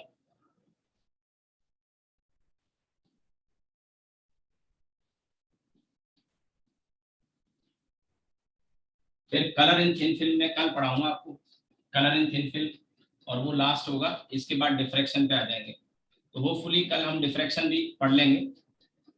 और संडे को भी आपकी क्लास होगी, हालांकि संडे को 12th के बैच का मेरा टेस्ट रहेगा, तो टेस्ट की टाइमिंग सुबह की है, तो मैं आपको टाइम अपडेट कर दूंगा, क्योंकि टेस्ट प्रायोरिटी पे है। आपका भी टेस्ट मैं प्रायोरिटी पे रखता हूँ, बाकी क्लास को मैं शिफ्ट करता हूँ। मंडे को आपका टेस्ट होता है तो बाकी क्लास मुझे शिफ्ट करनी पड़ती है, तो संडे को उनका टेस्ट रहेगा, तो मैं टाइमिंग आपको संडे की, कल तो यही टाइम है 8:30 से ही रहेगा। कल ये इंटरफ्रेंस खत्म हो जाएगा और डिफ्रैक्शन हम स्टार्ट कर लेंगे, और उम्मीद है डिफ्रैक्शन देखो संडे में, क्योंकि डिफ्रैक्शन में और भी कई सारी चीजें जो फ्रॉन ऑफर डिफ्रैक्शन आप पढ़ते हो ना, अपार्ट फ्रॉम दैट आपको रिजोल्विंग पावर भी मैं बताऊंगा, तो उसमें रिजोल्विंग पावर वगैरह बताने में थोड़ा सा टाइम लगता है, क्योंकि उनके डेरिवेशन वगैरह हैं, वहां से फॉर्मूले आते हैं। और वो जो पीछे मैंने शीट के क्वेश्चन छोड़ दिए थे ना, जीप वगैरह की, मैंने बताया था मून के सरफेस का एक क्वेश्चन था, 3-4 सीट में बहुत अच्छे क्वेश्चन थे। और एक पीपल को लेके एक क्वेश्चन था, एक जीप की हेडलाइट को लेके क्वेश्चन था, मून के सरफेस को लेके कुछ क्वेश्चन था, ऐसे 2-3 क्वेश्चन और थे उसमें, मतलब 3 या 4 क्वेश्चन बहुत अच्छे थे, वो मैं आपको डिफ्रैक्शन के साथ में बताऊंगा, ठीक है। तो अब इसके बाद देखिए, मैं शीट ओपन कर लेता हूँ पहले, तो इसी के कुछ क्वेश्चन आज डिस्कस कर लेते हैं, कुछ रह जाएंगे 2-4, क्योंकि सारे तो मैं नहीं करूंगा, कुछ आपके लिए छोड़ दूंगा। तो फिर वो आप उस तरह से इसको कर सकते हैं। ठीक है, तो अब इसमें देखिए ये जो पहला ही क्वेश्चन है जेईई मेन 2010 का है, और मैं बता दूं आपको, आप में से कई बच्चे इसमें से क्वेश्चन पूछते हैं। अब होता क्या है कि कुछ कोचिंग के पैकेजेस में मिसप्रिंट होता क्या है इसमें कि क्वेश्चन 1 2 दिए होते हैं या 3 दिया होगा, ऊपर का पैराग्राफ ही गायब है। अब बच्चा पूछने आता है ये क्वेश्चन। ऐसा हुआ पहले, मैं किसी कोचिंग में जैसे पढ़ाता था तो ऊपर का पैराग्राफ गायब था। इसमें एक्चुअली 3 क्वेश्चन है, ये जेईई मेन में आया 2010 में। अब इस क्वेश्चन को बच्चा कर ही नहीं पाएगा क्योंकि ऊपर का पैराग्राफ है, उसमें आप देखिए म्यू का वेरिएशन इंटेंसिटी के साथ में है, तो वो करने के लिए, आंसर करने के लिए हमें कॉन्सेप्ट पहले से कुछ पता हो, इन्फॉर्मेशन, तो ऊपर का पैराग्राफ ही गायब है। या मैंने देखा है कई जगह क्या है कि ये क्वेश्चन दे दिया तो इसका एक पार्ट दे दिया है ना, और उसमें जैसे कि speed of the light in second वाला दे दिया, ऊपर का पूरा गायब कर दिया, तो कहाँ से आंसर कर पाओगे, सवाल ही नहीं है। ठीक है, तो अब इसमें ये इसके 3 क्वेश्चन है, पहला, दूसरा, तीसरा, और इसमें थोड़ा सा वेव फ्रंट का भी कॉन्सेप्ट इसमें लगेगा। ठीक है, वेव फ्रंट का कॉन्सेप्ट भी इसमें लगेगा। तो अगर आप कहो तो हम इसको डिस्कस करेंगे।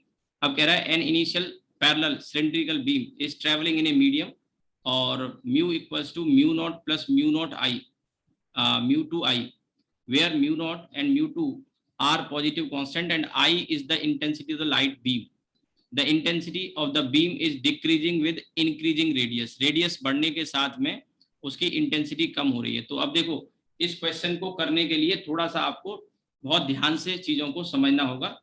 अब इसमें सबसे पहले तो जो बीम है वो सिलिंड्रिकल है, तो सिलिंड्रिकल दिखने में तो पैरेलल ही होगी ना, सिलिंड्रिकल बीम है, दिखने में कैसी होगी, पैरेलल होगी। ठीक है, और क्या क्या दिया मैं यार लिख लेता हूँ यहाँ पे जो भी गिवन है, क्योंकि फिर मुझे स्क्रीन को भी चेंज करना पड़ेगा। तो mu equals to mu naught plus mu two I, where mu naught ये कांस्टेंट है, आई इंटेंसिटी है, और एक और चीज कहिए, intensity of beam is decreasing with increasing radius. यानी कि जैसे ये एक्सेस है तो एक्सेस से अगर हम इधर जाते हैं, ध्यान से सुनिएगा, एक्सेस से इधर जाएंगे तो आई की वैल्यू, रेडियस तो बढ़ रही है, ये एक्सेस है, ये सिलिंड्रिकल है ऐसे कर।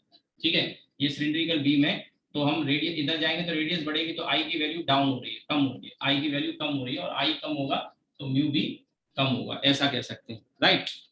और अब इस पे बेस्ड क्वेश्चन है। तो पहला क्वेश्चन है initial shape of the wave front of the beam, initial shape of the wave front of the beam.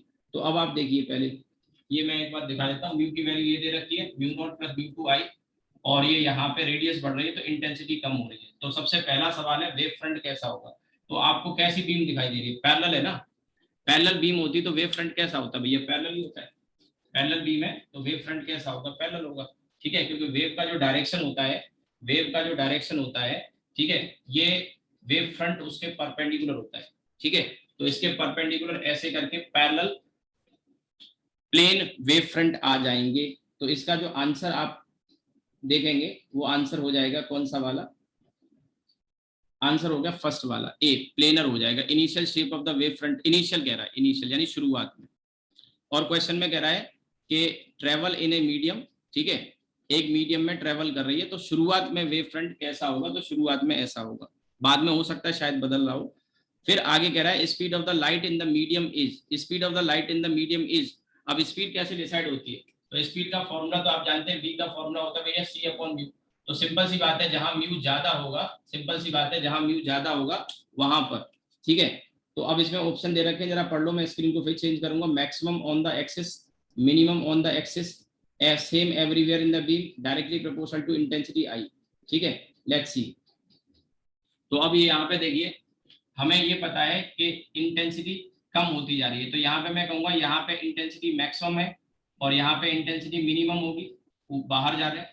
तो अब यहाँ आई मिनिमम है, आई मिनिमम है, तो म्यू क्या होगा, म्यू क्या होगा, म्यू मैक्सिमम होगा कि नहीं, सॉरी, आई मिनिमम है तो म्यू भी मिनिमम होगा, म्यू मिनिमम होगा, यहाँ पे म्यू क्या होगा, मैक्सिमम होगा, क्योंकि इंटेंसिटी मैक्सिमम है तो म्यू मैक्सिमम होगा। एक अलग तरह का फंक्शन दे दिया इसने। ठीक, अब ये म्यू अगर मैक्सिमम होगा, म्यू अगर मैक्सिमम होगा, तो आप मुझे बताइए कि यहाँ पे स्पीड क्या होगी, इनवर्सली प्रोपोर्शनल है, v is inversely proportional to mu. तो अब यहाँ पे v की वैल्यू क्या हो जाएगी, मिनिमम, और यहाँ पे v की वैल्यू क्या हो जाएगी, मैक्सिमम। तो एक स्पीड एक्सिस पर, स्पीड एक्सिस पर क्या होगी, सबसे कम, और जो इसकी बाउंड्री होगी वहां पे सबसे ज्यादा। लेट्स सी ऑप्शन, एक बार ऑप्शन को देख लेते हैं। तो अब इसमें क्वेश्चन में कह रहा है speed of the light in medium is maximum on the axis, maximum on the axis, ध्यान रहे म्यू मैक्सिमम लिखा है, वी तो मिनिमम है। फिर सेकंड वाले पार्ट में पढ़ते हैं minimum on the axis of, minimum है, बिल्कुल सही कह रहा है। और फिर सेम एवरीवेयर गलत हो गया, डायरेक्टली प्रोपोर्शनल टू इंटेंसिटी हो जाएगा क्या। अब देखिए ये म्यू का टर्म नीचे आएगा, म्यू का टर्म नीचे आएगा तो इंटेंसिटी भी नीचे आएगा और वी ऊपर है, तो क्या डायरेक्टली प्रोपोर्शनल है, नहीं है। तो इसका करेक्ट आंसर कौन सा हो गया, करेक्ट आंसर हो गया बी वाला, minimum on the axis of the beam. ठीक है, फिर आगे कह रहा है as the beam enters the medium it will travel as a cylindrical beam, diverge converge, diverge near the axis and converge near the periphery. ठीक है, तो अब आपको यहाँ पे समझना होगा कि इसमें क्या होगा बीम का, जब इसमें मीडियम में एंटर करेगी, मीडियम में जब एंटर करेगी तो क्या होगा। तो अब आप इसको अगर लॉजिकली देखें, ठीक है, तो इसमें हम यहाँ पे म्यू की बात अगर करते हैं, ठीक है, तो आपको एक बात समझनी होगी यहाँ पर, ये तो फर्स्ट पार्ट तो आपने कर ही लिया। अब इसमें मैं स्क्रीन को थोड़ा सा बड़ा करता हूं, तो इसमें और भी बीम हम यहाँ पे कंसीडर करते हैं ऐसे करके, ठीक है, ऐसे बीम कंसीडर करते हैं।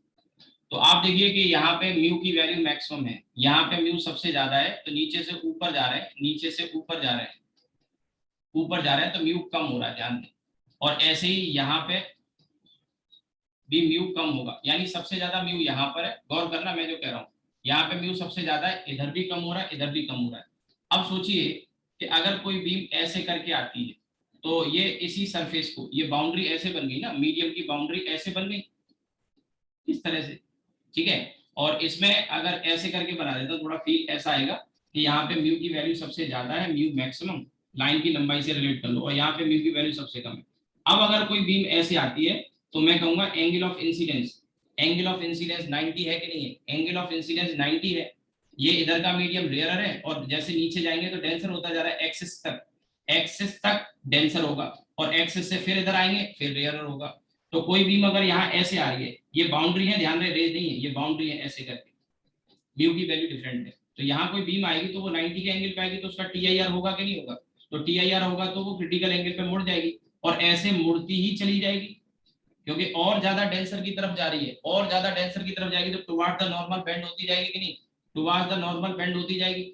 ऐसा ही इधर से जो बीम आ रही होगी उसके लिए ये एंगल 90 होगा, और ये एंगल अगर 90 होगा तो वो टुवार्ड द नॉर्मल बेंड होती जाएगी ऐसे। तो ये बीम आगे जाके क्या कर रही है, कन्वर्ज कर रही है, ऐसे करके दोनों तरफ से कन्वर्ज करेगी, इधर भी व्यू कम है दोनों तरफ और बीच में ज्यादा है, तो ऐसे मुड़ती ही चली जाएगी टुवार्ड द नॉर्मल। ये बाउंड्री है और झुकेगी, और ये बाउंड्री और झुकेगी, और झुकती ही चली जाएगी, ठीक है। तो अब इसका क्या हो गया, कन्वर्ज हो गई, ठीक है। Let me show you the option. तो इसका सही आंसर हो जाएगा सी वाला ऑप्शन, थर्ड का C, as the beam enters the medium it will converge.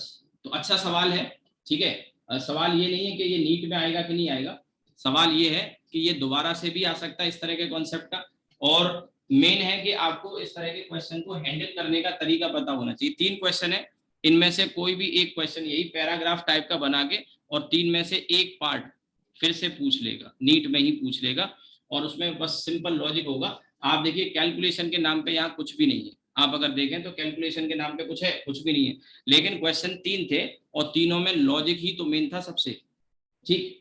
तो ये हो गया। इसके बाद क्वेश्चन नंबर 4 देखिए, in Young's double slit experiment the separation between the slit is half, separation यानी स्मॉल डी की वैल्यू को आधा कर दिया, and the distance between the slit and screen is double, the fringe width, बहुत आसान है, बीटा का फॉर्मूला आप देखिए, नीट का यही लेवल है, डी लैम्डा अपॉन डी। तो ये कह रहा है क्वेश्चन में कि स्मॉल डी को तो आधा कर दिया और कैपिटल डी को डबल कर दिया, तो आप समझ ही गए होंगे कि इंटेंसिटी क्या हो जाएगी, ठीक, ओ सॉरी फ्रिंज विड्थ क्या हो जाएगी।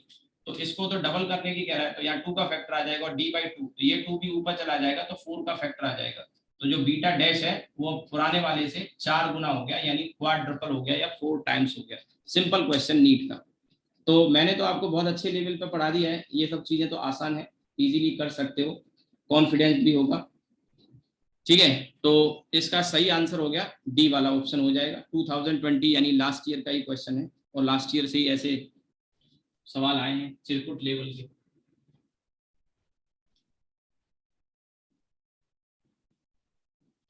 ठीक है, अब इसके बाद देखिए आगे, two coherent monochromatic light of beam of intensity I and 4 I superpose the maximum, ये तो मेरे ख्याल से कर लोगे, सिंपल है। ठीक है, अब क्वेश्चन नंबर 6 वाला है। 6 वाला अच्छा क्वेश्चन है, 5th वाला तो इजी था, मैंने छोड़ दिया इसलिए। In a double slit experiment instead of taking slits of equal width, one slit is made twice as wide as other then the interference pattern. ये बढ़िया सवाल है और इसके कॉन्सेप्ट को आपको समझना होगा।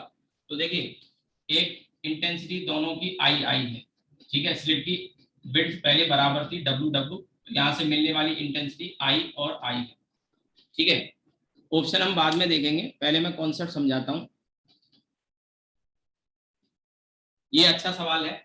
तो आप जानते हैं कि यहाँ स्क्रीन पर 4i और 0, मैक्सिमम 4i और ये 0 मिलती है। ठीक है, मिलती है। अब क्वेश्चन में कह रहा है कि अब क्या किया है इसने कि एक स्लिट को डबल विड्थ की कर दिया। तो आप समझो, डबल विड्थ करने का मतलब है एक की इंटेंसिटी तो आई ही रही और एक की अब 2i होगी। मैंने बताया था ना, intensity directly proportional to width. अब ये पता होगा देन आप आगे बढ़ पाएंगे, प्रोसीड कर पाएंगे। तो अब इसमें इंटरफेरेंस जब होगी तो सिंपल सी बात समझ लेना एक बात, कि इसमें दोनों ही इंक्रीज करते हैं। अगर स्लिट की विड्थ बढ़ा दी या इंटेंसिटी बढ़ा दी, और दोनों ही क्यों इंक्रीज करेंगे अभी इसका जवाब मैं दे रहा हूं। देखो, ये आई और आई कैंसिल होके 0 दे रहा था, लेकिन अब 2i और i कैंसिल तो होने से रहे, तो 0 नहीं आएगा, तो नेगेटिव तो आने से रहा, नॉन जीरो आएगा। यानी कि मिनिमा की इंटेंसिटी तो पक्का बढ़नी है और हमेशा ही बढ़ेगी, चाहे स्लिट की विड्थ को कम कर दो या ज्यादा कर दो। ध्यान रखना, इस बात को लिख भी सकते हो, स्लिट की विड्थ कम कर दो या ज्यादा कर दो तो ये जो जीरो इंटेंसिटी है ये नॉन जीरो हो जाएगी, पॉजिटिव हो जाएगी हर हाल में। यानी मिनिमा की इंटेंसिटी तो हमेशा बढ़ती है अगर आप स्लिट की विड्थ को इक्वल से चेंज करोगे, कम कर दो या ज्यादा, क्योंकि बराबर होंगे तो जीरो देगा, बराबर नहीं होंगे तो नॉन जीरो आएगा। हाँ, मैक्सिमा की इंटेंसिटी इस बात पर डिपेंड करती है कि पहले जो इंटेंसिटी थी उसके कंपैरिजन में अगर बढ़ाया है तो बढ़ेगी और कम किया है तो कम होगी। तो इसमें तो आपने बढ़ा दिया तो ये तो बढ़ना ही बढ़ना था, हमेशा ही बढ़ेगा, ये और बढ़ जाएगा। तो आंसर में मैक्सिमा मिनिमा दोनों की इंटेंसिटी बढ़ेगी, ये आंसर हमें टिक करना होगा। अब आपके मन में एक सवाल आ रहा होगा कि ऐसा क्यों, तो सिंपल सा आप लॉजिक यहां से लगा लो कि जो हम आई मैक्स निकालते थे और जो आई मिनिमम निकालते थे, तो इसका फॉर्मूला होता था under root I one plus under root I two, और इधर under root I one minus under root I two, और इसका होल स्क्वायर, यही तो था। तो अब देखिए, मिनिमम जब लिखोगे, रेशियो भले ही मत लो, रेशियो पूछ भी नहीं रहा है, रेशियो आप रहने दो, ठीक है, अलग अलग निकालो दोनों का, रेशियो तो पूछ भी नहीं रहा है। नाउ ऊपर वाले में आप देखोगे यहाँ पे root I two root I होता था, उसका स्क्वायर करते तो 4i आ जाता था। यहाँ पे आई रूट आई और आई रूट में रखोगे तो दोनों से 0 मिल जाता था। बट अब आप मुझे बताइए कि यहाँ पे 2 रूट आई और रूट आई है, या अंडर रूट में अगर आप रखोगे तो ये अंडर रूट में 2i प्लस अंडर रूट में आई और इसका होल स्क्वायर। गलती से भी रूट 3i मत बोल देना इसको, कुछ बच्चे क्या करेंगे जल्दी में रूट 2i और रूट आई रूट 3i का स्क्वायर कर दिया, 3i कर दिया, आंसर गलत हो गया, या 9i कर दिया, वो भी गलत हो गया। भैया ये रूट में 2 है और यहाँ ये ऐसे थोड़ी ऐड होंगे यार, ऐसे थोड़ी ऐड होंगे। तो आप इसको क्या करो, एक्सपेंड करो, तो न तो आंसर 3i आएगा, आप सोच रहे हो, न 9i आएगा, क्या आएगा, यहाँ पे ये हो गया आपका कितना, a प्लस बी का होल स्क्वायर, तो 2i, ये i और ये 2 रूट 2। और आप में से कई बच्चों ने कर भी दिया होगा, आप में से कई बच्चों ने ये कर भी दिया होगा, जैसे हम तो वही सोच गए थे जल्दी में, फिर हंस भी रहे हो कि हाँ ऐसा नहीं होगा, कर जाते हैं, ऐसा सिली मिस्टेक हो जाती है जल्दी में। मैं ये नहीं कह रहा हूँ आता नहीं है, बट फटाफट से बोले रूट 3i हो गया और इसका स्क्वायर किया 3i आंसर, और 3i मिल भी गया वहां पे। अब 3i मिल गया तो 4i से कम हो गया, फिर तो फिर क्या हो गया, 4i से कम हो गया तो आंसर तो गलत हो गया, मैंने क्या कहा था, ज्यादा होगा। तो ये 2i, ये i और फिर ये 2ab यानी 2 रूट 2i। तो आप देखो 3i तो यही हो गया, 3i ये हो गया, और 2 रूट 2, अब 2 रूट 2 होता है, रूट 2 होता है 1.4 ही कर लो इंटू 2, तो 2.8i आ गया। तो ये सॉल्व करोगे तो 5.8i के लगभग आ गया आंसर। तो आप समझ सकते हैं कि इससे वैल्यू यहाँ पे जो i मैक्सिमम आएगा वो बढ़ी कि नहीं बढ़ी, कितनी, 5.8i। ठीक है, अब यहाँ की बात कर लेते हैं। तो यहाँ पे जब इसको सॉल्व करोगे तो root 2i minus root I का होल स्क्वायर करोगे, तो यही आप देखोगे यहाँ जो प्लस आ रहा था वो माइनस आ जाएगा, तो ये 3i माइनस 2.8i। अब माइनस कर रहे हो तो 0.2 आई, लेकिन 0 से तो कुछ अच्छा ही है। यहाँ पे जो मिनिमम की इंटेंसिटी आएगी वो कितना आएगा, 0.2 आई। अब आप ये बात तो समझ ही गए होंगे कि इंटेंसिटी अगर यहाँ पे अनइक्वल कर देता है, इक्वल से अनइक्वल कर देता है, तो पक्का हमेशा के लिए ध्यान रख सकते हैं मिनिमा की इंटेंसिटी तो 0 से नॉन जीरो होनी है, तो वो तो हमेशा बढ़ेगी ही, हमेशा बढ़ेगी ही। लेकिन अगर मैक्सिमा की बात करें तो मैक्सिमा के लिए ऐसा ध्यान रख सकते हैं, फिर ये कैलकुलेशन से बच जाओगे। मैक्सिमा के लिए ये कर सकते हैं कि अगर स्लिट की विड्थ बढ़ा रहा है एक की या दोनों की भी बढ़ा रहा है तो इंटेंसिटी बढ़ेगी और मैक्सिमा वाली, और अगर कम कर रहा है किसी एक की या दोनों की कम कर रहा है तो फिर क्योंकि ये दोनों वैल्यू कम हो जाएंगी या एक कम हो जाएगी तो फिर ओवरऑल कम हो जाएगा। ठीक है, तो सिंपल सी बात है, मैक्सिमा की इंटेंसिटी बढ़ती है अगर स्लिट की इंटेंसिटी बढ़ाते हैं, और मिनी मैक्सिमा की इंटेंसिटी घटती है अगर घटाते हैं, लेकिन मिनिमा की इंटेंसिटी हमेशा बढ़ेगी ही। कब बढ़ेगी, जब अनइक्वल से चेंज करते हो तब। अनइक्वल इक्वल थी, इक्वल से चेंज करते हो तो, अनइक्वल बोल दिया मैंने, इक्वल थी उससे चेंज करोगे तो मिनिमा की तो हर हाल में बढ़ेगी, क्योंकि ये जीरो है, जीरो के अलावा अगर कुछ आएगी तो नेगेटिव इंटेंसिटी हो नहीं सकती, पॉजिटिव ही आएगी, क्योंकि वैसे भी स्क्वायर है और आप जानते हैं इंटेंसिटी नेगेटिव नहीं होती, तो वो नॉन जीरो आएगी तो कैसी आएगी, पॉजिटिव, तो जीरो से बढ़ेगी बढ़ेगी पक्का। तो ये चीज आप ध्यान रख सकते हैं। और अब इसमें देखिए मैं आंसर आपको इसका दिखा देता हूँ, दोनों इंक्रीज हुए, तो इसका जो सही आंसर होगा, और ये अच्छा सवाल है, आगे भी आपको मिल जाएगा क्वेश्चन। तो इसमें इंटेंसिटी पहला वाला आंसर है, intensity of both maxima and minima increases, तो ए वाला आंसर हो जाएगा, ए वाला आंसर हो जाएगा। सेवंथ वाला क्वेश्चन भी अच्छा है, सेवंथ वाला भी आप देख सकते हैं। ठीक है, सेवंथ वाले क्वेश्चन में कह रहा है, two beam of light having intensity I and 4i interfere to produce a fringe pattern on the screen, the phase difference between the beam is π/2, phase difference between the beam is π/2 at point A and pi at point B. ठीक है, और then the difference between the resultant intensity at A and B. तो आसान question होगा ये तो। ठीक है, देखिए मैं करके बता देता हूँ, क्योंकि आप में से कुछ बच्चों को तो समझ में आ रहा होगा।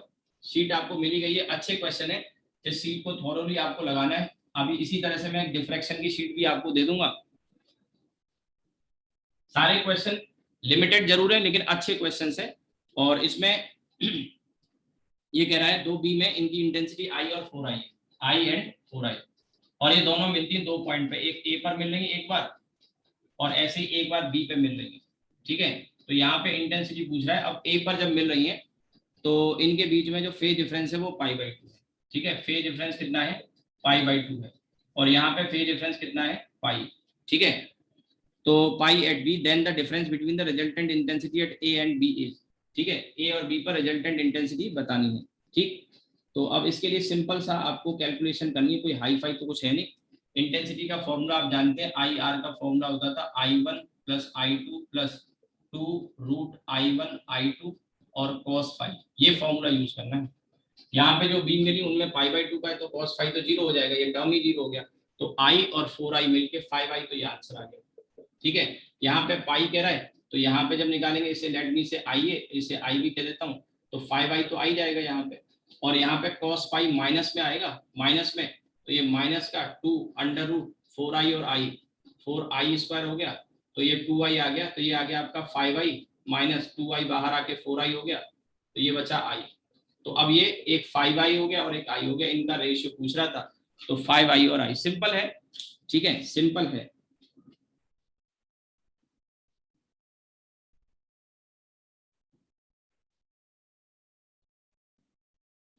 तो इसमें देन द डिफरेंस, अच्छा डिफरेंस बिटवीन पूछ रहा है, दोनों का डिफरेंस पूछ रहा है, तो ये 5i और i का डिफरेंस 4i आ जाएगा, हमने अलग अलग निकाली, इनका डिफरेंस पूछ रहा है, तो आंसर 5i और i का डिफरेंस पूछ रहा है, तो 4i आंसर आ जाएगा। ठीक है, इसके बाद 8th वाला कर लोगे आप मेरे ख्याल से, इजी है। 9th वाला देखो, AIEEE का क्वेश्चन है।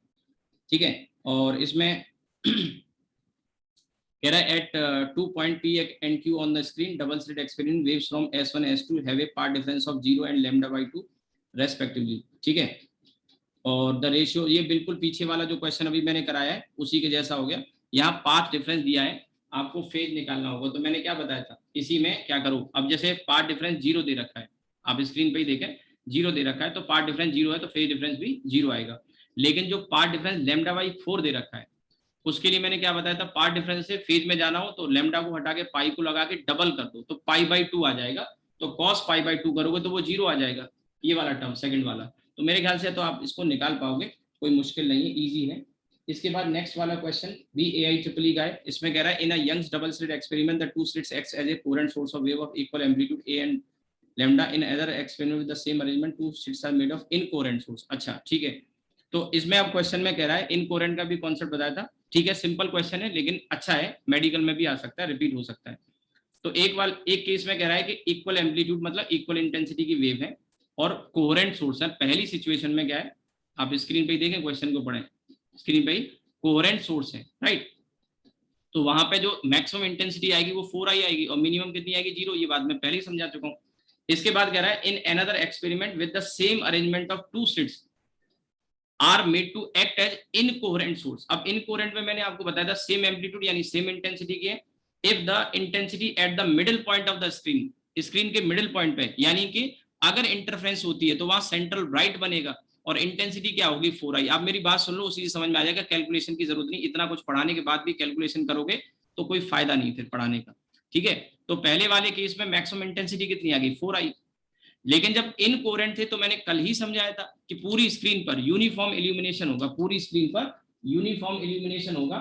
थोड़ा सा मैं इसको बड़ा कर लेता हूं, पूरी स्क्रीन पर यूनिफॉर्म इल्यूमिनेशन होगा, राइट, पूरी स्क्रीन पर यूनिफॉर्म इल्यूमिनेशन होगा, ठीक है। तो हर जगह इंटेंसिटी कितनी आएगी I प्लस आई यानी 2i।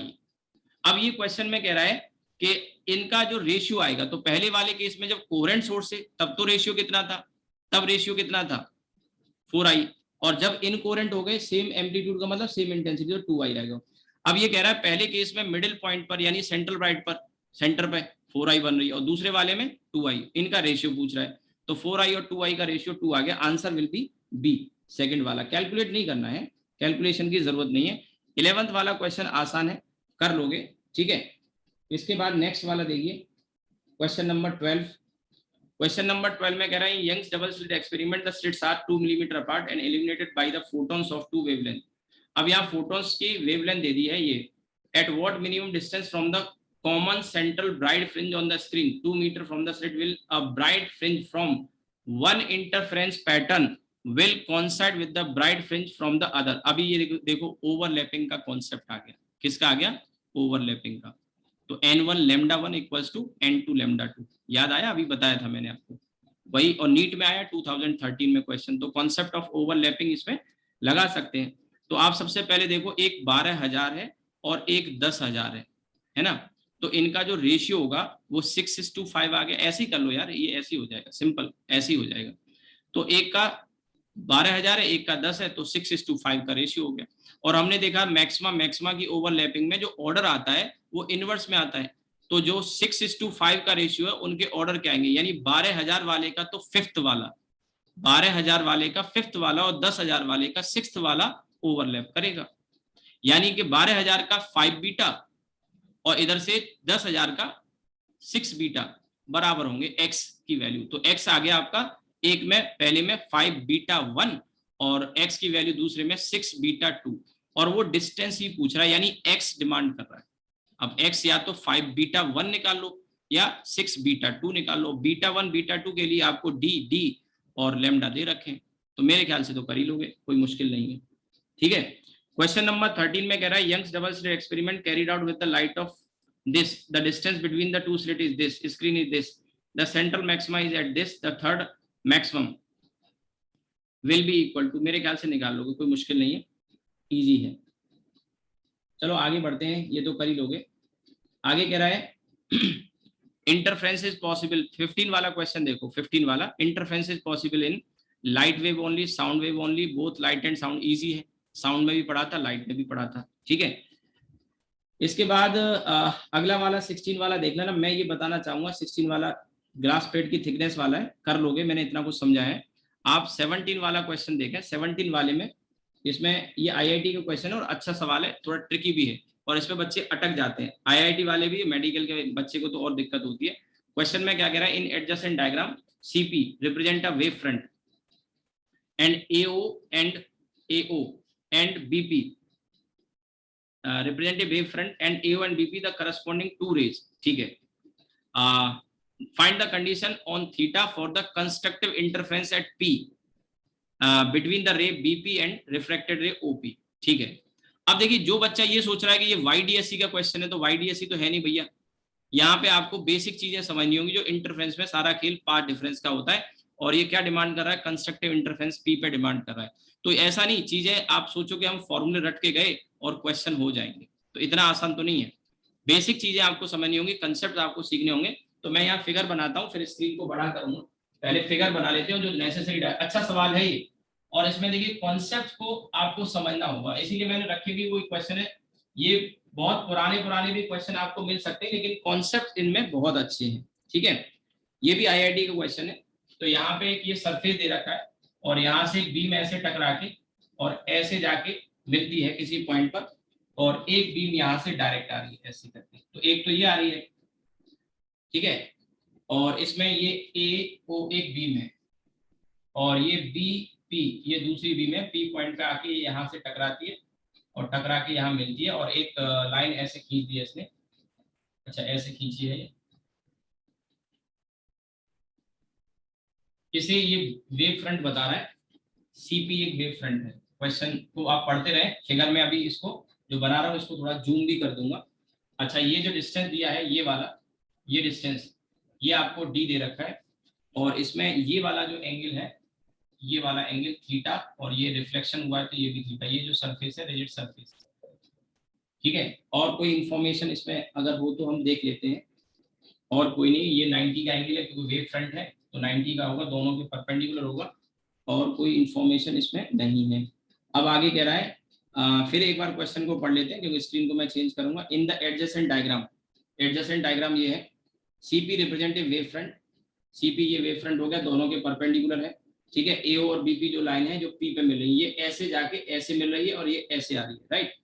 और कह रहा है कि कंडीशन थीटा पे बतानी है। थीटा पे क्या कंडीशन होगी, for constructive interference at P. P पर कंस्ट्रक्टिव इंटरफेरेंस चाहिए इसको, तो कंडीशन बतानी। ये चार ऑप्शन में से कोई एक आंसर होगा, लेट्स सी। तो सबसे पहले इसमें हम क्या करेंगे कि एक बार कैलकुलेशन करके फिर कंडीशन लगाएंगे। देखिए ये फिगर है, अभी वो छोटा दिखाई दे रहा था। तो अब ये वेव ऐसे चल के यहाँ आएगी और ये ऐसे चल के यहाँ आएगी। तो सबसे पहले आपको एक बात समझिए कि कंस्ट्रक्टिव इंटरफेरेंस के लिए पार्ट डिफरेंस जो होना चाहिए वो एन लैम्डा के बराबर होना चाहिए, यही तो था। अब एन लैम्डा के बराबर पार्ट डिफरेंस होना चाहिए, तो पार्ट डिफरेंस होगा कितना ये भी तो निकाला जाए पहले। अब ये निकालने के लिए देखिए, ये वेव तो डायरेक्ट यहाँ पहुंची, जबकि ये वाली वेव इतना और इतना एक्स्ट्रा चली, इतना और इतना एक्स्ट्रा चली।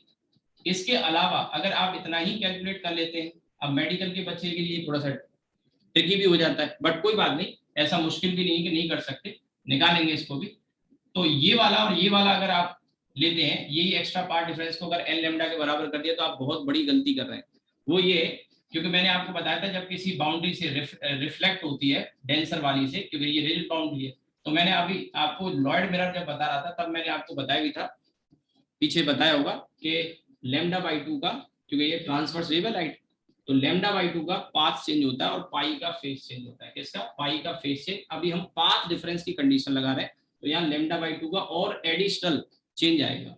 तो उस एडिशनल चेंज को यहाँ पे मैं लिख भी देता हूँ, अगर आप इसको नोट करेंगे तो एडिशनल पाथ चेंज या path difference of lambda by 2 due to reflection at O, ठीक है। O पर रिफ्लेक्शन की वजह से, due to reflection at O। अब आती है बारी इस डिस्टेंस को और इसको निकालने की। तो इसको निकालने के लिए देखो, ये क्वेश्चन में ये डिस्टेंस आपको डी दिया, ये एंगल 90 हो, कोई हाई फाई कैलकुलेशन नहीं, ये थीटा है, ये थीटा हो जाएगा। ये अगर डी है, ध्यान से सुनना मेरी बात, ये अगर डी है थीटा, ये सामने परपेंडिकुलर, ये आपका बेस, और ये हमें चाहिए, तो जो ओपी है, ओपी को क्या मैं डी अपॉन कॉस थीटा कह सकता हूँ, आप खुद करके देख सकते हैं। cos theta will be base upon hypotenuse, तो ओपी जो आ गया वो डी cos थीटा आ गया, डायरेक्ट निकाल दिया। अब अगर हमें ये मिल चुका है, ये अगर हमें मिल चुका है, तो फिर हम ये CO को भी निकाल सकते हैं, और CO को निकालने के लिए ये 90 है, ये टोटल एंगल 2 थीटा है, और मुझे ये वाली वैल्यू चाहिए, मेरे पास हाइपोटेन्यूज है और मुझे बेस चाहिए, ध्यान रहे। तो अगेन यहाँ पे ध्यान देना कि मैं फिर यहाँ पे cos 2 थीटा लिखूंगा, cos 2 थीटा, क्योंकि ये पूरा एंगल मुझे लेना पड़ेगा, इस ट्राइंगल की बात कर रहा हूँ। और इस वाले में cos 2 थीटा में बेस यानी कि CO अपॉन ये आ जाएगा OP, ठीक है।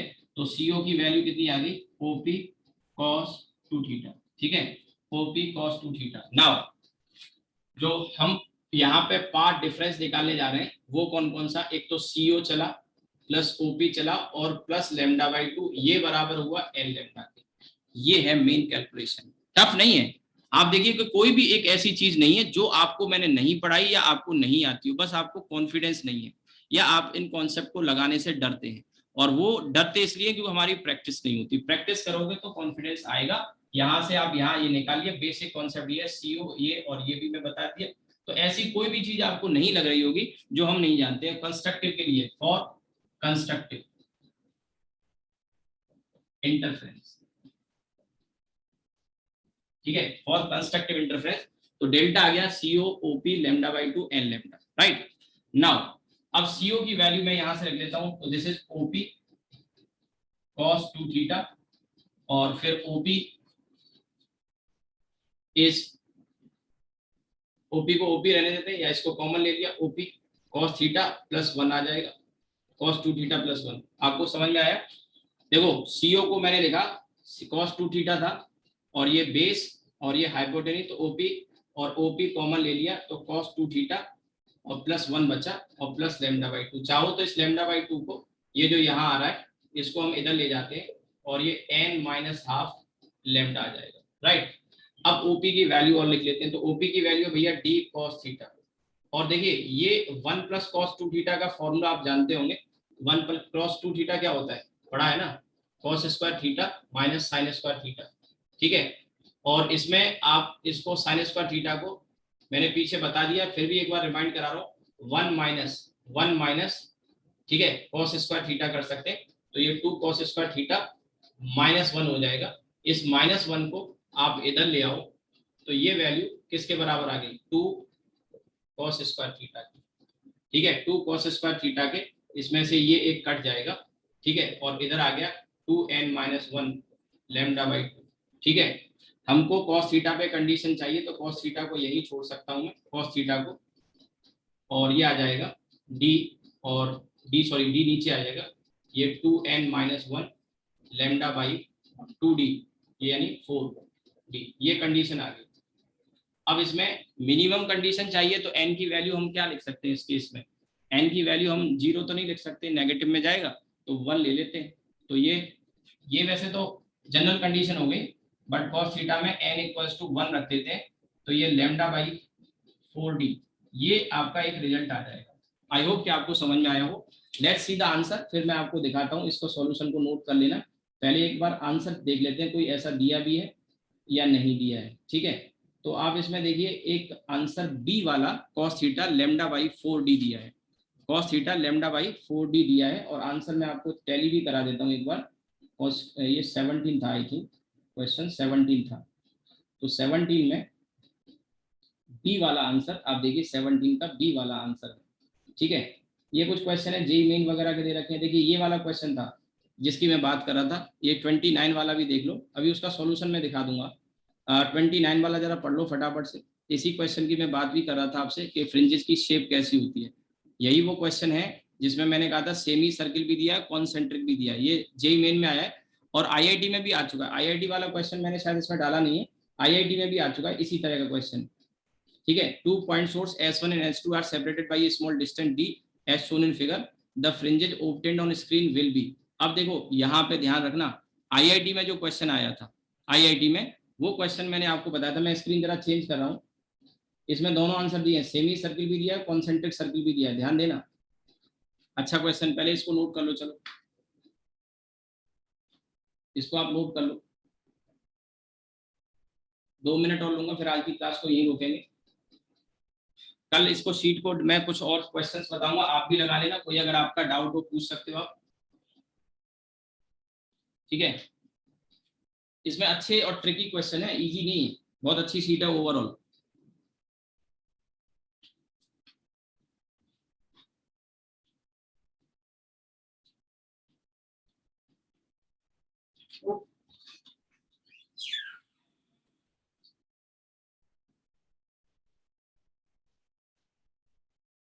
ठीक है, नोट कर लिया होगा।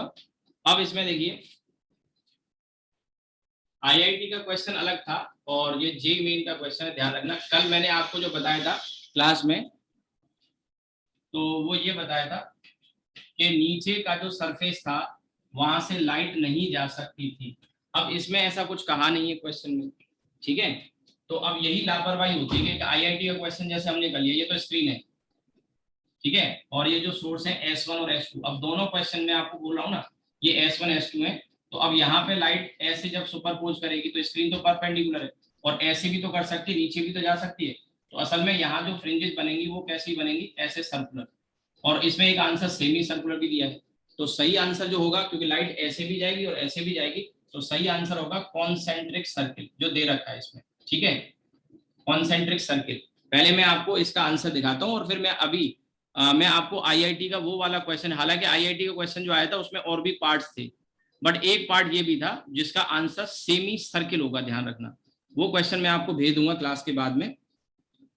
अब ये चीजें मैं तो खोज खोज के कहाँ कहाँ से क्वेश्चन रखता हूँ, क्योंकि जो कंफ्यूजन है ना, ये क्वेश्चन डेफिनेटली पहली बार में बच्चा नहीं कर पाता, उसको पता ही नहीं होता कि सर्किल होगा कि क्या होगा, वो हाइपरबोला ही थोड़ा बहुत आता है उसको, लेकिन कॉन्सेंट्रिक सर्किल भी बता दिया। अब इसमें भी ऐसी पॉसिबिलिटी बनती है, तो मैंने कहा ना, एक जेईई मेन का क्वेश्चन हो गया ये वाला जिसका आंसर ये होगा, और आप देख रहे हैं ऑप्शन में दोनों दे रखे हैं। तो कल वाली बात अगर ध्यान रही तो आप हो सकता है सेमी सर्किल टिक करो, ठीक है। तो अब इसमें देखिए, सबसे पहले तो क्वेश्चन को एक बार देख लेते हैं। क्वेश्चन 29 का आंसर, 29 का आंसर आप देख ही रहे होंगे, इसका क्या है आंसर, डी है। इसका आंसर डी है, ठीक है, आंसर डी है।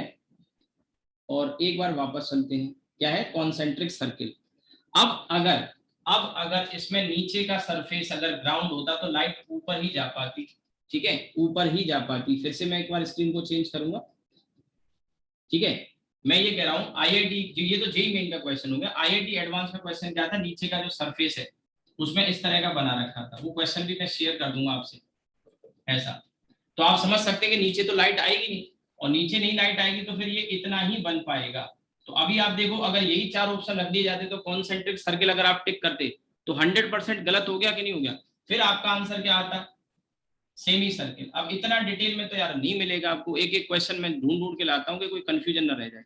ये कॉन्सेंट्रिक सर्किल और ये सेमी सर्किल, वो क्वेश्चन मैं अभी भेजता हूँ आपको, वो भी भेजता हूँ, ठीक है। ये कॉन्सेंट्रिक सर्किल, अब दोनों क्वेश्चन दिखा दिए, जेईई मेन का था, ये आईआईटी एडवांस का है। नीट वाले तो उससे तो पूछा ही नहीं जाएगा इतना, वो सिंपल ही पूछेंगे कि शेप कैसी होती है, अगर सामने स्क्रीन रखी है S1 S2 के पैरेलल तो हाइपरबोलिक होगी, और अगर इन केस पूछ रहे परपेंडिकुलर तो उसमें इतना नहीं नीट वाले पूछते, बच्चे को सिंपल पूछते हैं, तो वो वहां पे फिर आप सर्कुलर कर सकते हैं, ठीक है। आई होप की बात समझ में आ गई होगी। नाउ इसके बाद इसमें और भी बहुत सारे क्वेश्चन है, सारे आज डिस्कस हो नहीं सकते, बस मैं एक आपको लुक दे रहा हूं यहाँ से। देखिए मैंने 17 तक तो मोस्टली क्वेश्चन डिस्कस कर दिए, इसके बाद 18, ये 19 वगैरह ये जो क्वेश्चन है, ठीक है, इनको आप देख के आइए। नीट का क्वेश्चन भी मैंने कुछ डाल दिए, लेटेस्ट डाले हैं, ठीक है। इसमें देखिए अब क्या होता है, टीचर पढ़ाते नहीं है, आप जहाँ पहले भी कभी पढ़े होंगे तो वो नहीं बताते। अब इसमें देखिए ये क्वेश्चन नीट में आया है, आप देख रहे होंगे स्क्रीन पे, कल ही पढ़ाया था मैंने, कल लास्ट में यही पढ़ाया था। What will be the angular width of the first minima? First minima की एंगुलर विड्थ पूछ रहा है, एंगल में डिग्री में निकालनी है। अब वो आप पहले रेडियन में आएगा आंसर, क्योंकि जो ऑप्शन हम निकाले थे उसमें फॉर्मूला लैम्डा बाई डी आ रहा था, याद होगा आपको, ठीक है।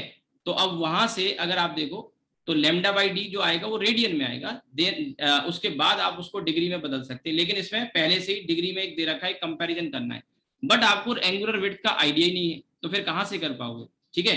तो वो हर चीज हमने यहाँ पे कवर करी है जो हम पढ़ रहे हैं, इसमें एवरीथिंग आई हैव कवर्ड। तो एंगुलर विड्थ ये आ गया, ठीक है। इसके बाद देखिए आईआईटी एडवांस का ये बहुत अच्छा सवाल है, क्वेश्चन नंबर 22, फिर 23, 24 कुछ क्वेश्चन मैंने अपनी तरफ से एक दो डाल दिए इसमें, ये एक दो इसमें HC वर्मा का भी क्वेश्चन है। 25 मेरे ख्याल से शायद HCV का होगा या खुद मैंने कोई डाला हो मे बी। 26 इज ईजी, आप कर सकते हैं, मेडिकल का है। 27 अच्छा एग्जाम्पल है, और इसको मैं कल आपको बताऊंगा अभी, फिर भी आप एक बार ट्राई कर सकते हैं। HC वर्मा में हो सकता है वेव ऑप्टिक्स में ये क्वेश्चन दे रखा होगा, या तो यहाँ पे दिया होगा, या साउंड वाला जो चैप्टर है ना, साउंड वाले चैप्टर में ये क्वेश्चन आपको मिल जाएगा। ध्यान रखना, ये फिगर आपको दिख जाएगा, आप समझ जाना। HC वर्मा में, कॉन्सेप्ट ऑफ फिजिक्स में क्वेश्चन या तो साउंड में ऐसा मिल जाएगा या लाइट में मिल जाएगा, ठीक है, दोनों में से किसी चैप्टर में दे रखा है। साउंड में तो कंफर्म दिया है, लाइट वाले में मेरे पास शायद पुराना एडिशन है, तो लाइट वाले में मेरे पास जो पुराना एडिशन है बुक का, बहुत जब मैं पढ़ता था तब का, उसमें शायद नहीं है, लेकिन अभी शायद न्यू एडिशन में वेब में भी डाल दिया है, लाइट वाले में शायद, लेकिन साउंड में पक्का कंफर्म है। तो दोनों क्वेश्चन कवर हो जाएंगे इससे। बहुत अच्छा सवाल है ये भी। इसके बाद 28 मेरे ख्याल से 28 आप कर लेना, इजी है। ये वाला क्वेश्चन 29 मैंने बता ही दिया, और ये वाला क्वेश्चन फिर जेईई मेन 2019 का है, और इजी है, टफ नहीं है, आप इसको जरूर ट्राई करें। क्वेश्चन 30, और ये आप ऑप्शन देखिए कि इसमें मिलते जुलते ऑप्शन है, तो आप इसको ध्यान से निकालेंगे, ठीक है। First minima occur directly in front of slip, छोटी सी कैलकुलेशन करनी होगी, आप आसानी से कर सकते हैं। और इसके बाद देखिए ये क्या लिखा है, नीचे पढ़िए, suggested question from concept of physics by doctor H C Verma, you must try. Must try जरूरी है, ये क्वेश्चन आपको लगाने चाहिए। एक सजेशन है मेरा, अगर आप इस पर मास्टरी करना चाहते हैं, कॉन्फिडेंस लाना चाहते हैं, और इसमें आपको मैंने बताया क्या क्या, ऑब्जेक्टिव लेवल 1 and 2 पूरे लगा लो, और सब्जेक्टिव क्वेश्चन 20 से लेके 38 तक। और 20 से 38 मेरे पास पुराना एडिशन है, तो मैंने उसके अकॉर्डिंग हो सकता है एक आध क्वेश्चन उसमें बाद में हटा दिए या ऐड कर दिए, मेरे पास काफी पुराना एडिशन है। 20 से पहले के क्वेश्चन मैंने क्यों नहीं लिए, क्योंकि आसान है, करना चाहें वो भी आप कर सकते हैं, और 20 में वो भी स्लिट के फिल्म चिपका दी है, वो भी क्वेश्चन मिल जाएंगे। इसके बाद कुछ बाद में 38 के बाद भी कुछ क्वेश्चन दे रखे, लेकिन वो दे रखे डिफ्रैक्शन के, और डिफ्रैक्शन में भी हमारे सिलेबस में है फ्रॉनहोफर डिफ्रैक्शन केवल, जो हम आगे पढ़ेंगे। कल होपफुली शायद मैं फ्रॉनहोफर डिफ्रैक्शन स्टार्ट कर दूंगा, थोड़ा सा कवर भी कर लेंगे, संडे को कंप्लीट होगा, क्योंकि टाइम लगेगा उसको, क्योंकि और 2 टॉपिक उसके साथ हैं, क्योंकि रिजोल्विंग पावर ऑफ टेलीस्कोप और माइक्रोस्कोप में पढ़ाऊंगा, उसी से रिलेटेड है। We are going according to NCERT also. और वास्तव में अगर आपको डीप में रिजोल्विंग पावर समझना है, तो वो फॉर्मूला जो आप किताबों में पढ़ लेते हो और रट लेते हो ना, उससे काम नहीं चलता, आपको डीप नॉलेज चाहिए, तो फिर थॉरोली उसके डेरिवेशन भी समझने चाहिए, अगर क्वेश्चन को अच्छे से हिट करना है तो, ठीक है। तो डिफ्रैक्शन वैसे तो टॉपिक एक क्लास में कवर हो जाएगा, 1 से 1.5 घंटे में कवर हो जाता है, बट वहां जो दूसरा वाला पार्ट है जो मैं बता रहा हूँ आपको, रिजोल्विंग पावर वाला, उसी से रिलेटेड, उसको समझाने में 1 क्लास और एक्स्ट्रा मुझे चाहिए। फिर पोलराइजेशन 1 क्लास में आराम से कवर हो जाएगा। डिफ्रैक्शन का डीबीबी अलग से मैं दूंगा, पोलराइजेशन का भी डीबीबी आपको अलग से मैं दूंगा। तो इसमें जो 38 के आगे के जो क्वेश्चन है ना, वो डिफ्रैक्शन थ्रू होल, हमारे सिलेबस में होल नहीं है, ठीक है। अपर्चर, राउंड अपर्चर, हमारे सर्कुलर अपर्चर वाला केस हमारे सिलेबस में नहीं है। फ्रॉनहोफर डिफ्रैक्शन में सिंगल स्लिट डिफ्रैक्शन है, वो ऐसे वाली स्लिट का, वो पिन होल वाला नहीं है हमारे सिलेबस में। तो कुछ क्वेश्चन उसमें मिल जाएंगे, तो वो उसके आगे के क्वेश्चन आपको अगर दिखते हैं, जैसे 38 के बाद 42, 3 तक अगर है, तो वो पार्ट आपको इसमें YDSE में कवर नहीं करना है। एक आध डिफ्रैक्शन का क्वेश्चन भी है उसमें जो करने लायक है, उसमें एक आध क्वेश्चन शायद कलर इन थिन फिल्म का भी है। कलर इन थिन फिल्म में कल पढ़ाऊंगा, वही टॉपिक इसमें इंटरफेरेंस में बस रह गया है, और उसके बाद इसके बाकी बचे हुए क्वेश्चन भी डिस्कस करेंगे, या पहले कर लेंगे, फिर थिन फिल्म के क्वेश्चन में आगे आपको थ्योरी पढ़ाऊंगा, फिर क्वेश्चन हम देखेंगे, ठीक है।